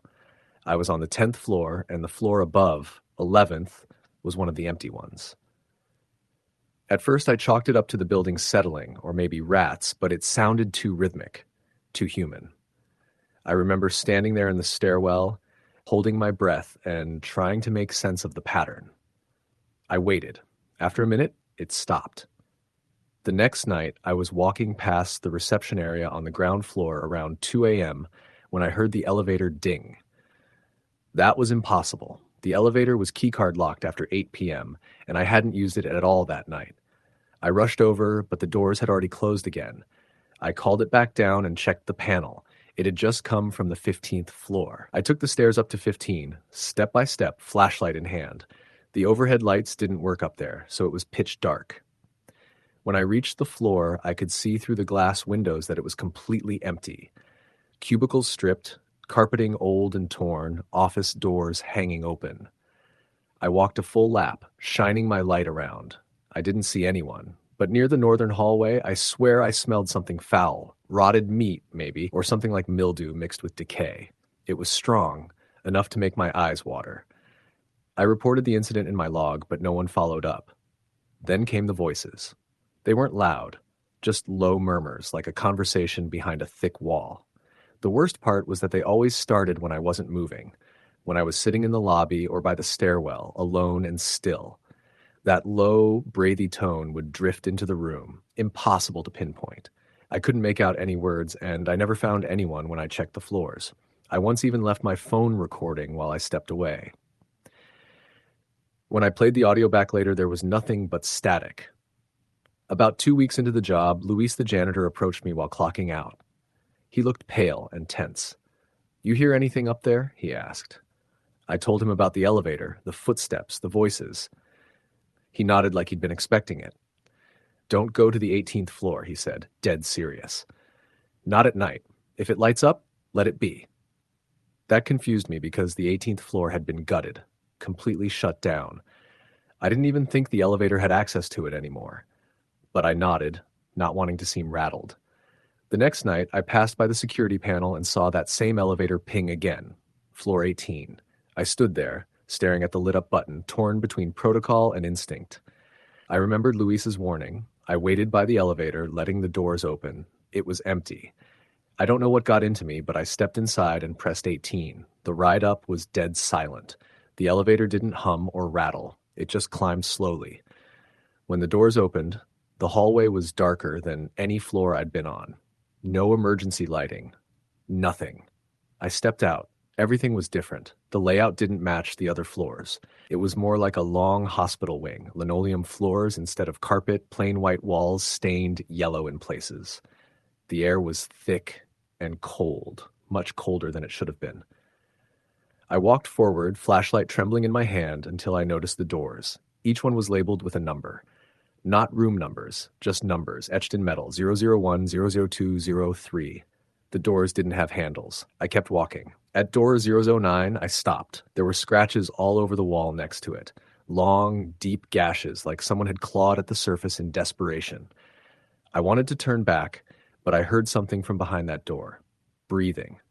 Long, strained inhalations like a person gasping for air. Then a voice. "Help." I froze. It wasn't loud. It sounded weak, like someone who had been left there too long. The flashlight flickered, and the air turned sharp with that same rotting odor I'd smelled on 15. I couldn't move. "Please, I can't breathe." It was a woman's voice, barely audible. I turned and ran. All the way down the stairwell, 4 floors without stopping. I got back to the main lobby drenched in sweat. I tried to call my supervisor, but my phone had 0 bars. The landline was dead. The rest of the shift passed in silence. The next day, I asked around. None of the maintenance guys or day staff even remembered the 18th floor ever being used. The building plans, they had stopped at 17. Luis wasn't there that night, and he never came back. I was told he quit with no notice. I thought about quitting too, but I needed the job. So I stayed, and it only got worse. Every few nights, the elevator would go up on its own, usually to the 18th. I never rode it again. Sometimes when I sat in the lobby, I'd hear the doors open and close, but no one ever stepped out. One night, I watched it on the camera feed, floor after floor, the car moving up and down, doors opening to nothing. I once dozed off near the monitors and woke up to find a note beside me. It was on old paper, yellowed at the edges, written in smeared ink. You heard her too. That night, I checked every door in the building. All were locked except one on the 6th floor. It led to a storage room filled with broken furniture and mold. In the far corner was a small door I'd never noticed before. Metal, old-fashioned, with rusted hinges. It wasn't on any of the building maps. I didn't open it. Instead, I taped it shut. But the next night, it was wide open. The deeper I looked, the more the building seemed to change. Some halls would be longer than usual. Some rooms had windows that shouldn't be there, facing a brick wall where another office should have been. One night, while inspecting the 14th floor, I found a small room filled with children's shoes. Dozens of pairs, all facing the same direction. No one ever acknowledged the oddities. When I tried to tell my supervisor about the elevator, he waved it off. When I showed a photo of the scratched wall on 18, it disappeared from my phone the next day. I started taking the stairs exclusively. I stopped turning on lights, afraid of what I'd see. The voices continued, though. They got louder, more desperate. Some called me by name. Then came the mirrors. In the bathrooms, I'd sometimes see something behind me that wasn't there when I turned. Once, I saw myself blink even though I hadn't. Another time, I watched my reflection smile, wide and awful, while my real face stayed still. On my final night, I was on the 12th floor when I saw someone standing at the far end of the hall. It was a woman in a hospital gown, pale, hair matted, face down. I stepped back, heart racing. She didn't move. I turned to run, but the lights above me began popping out one by one. A cascade of shattering bulbs followed me as I raced toward the stairwell. I barely made it down before the door slammed shut behind me. I didn't look back. I quit the next morning. No notice. I left all my gear in the lobby and never returned. A few months later, the building was closed off for good and eventually torn down. The lot has been empty since then. But sometimes, when I pass by late at night, I swear I see an elevator shaft in the shadows, still waiting, still going up to that floor that shouldn't exist. And every so often I dream about that voice behind the door. Help, please. Story the end.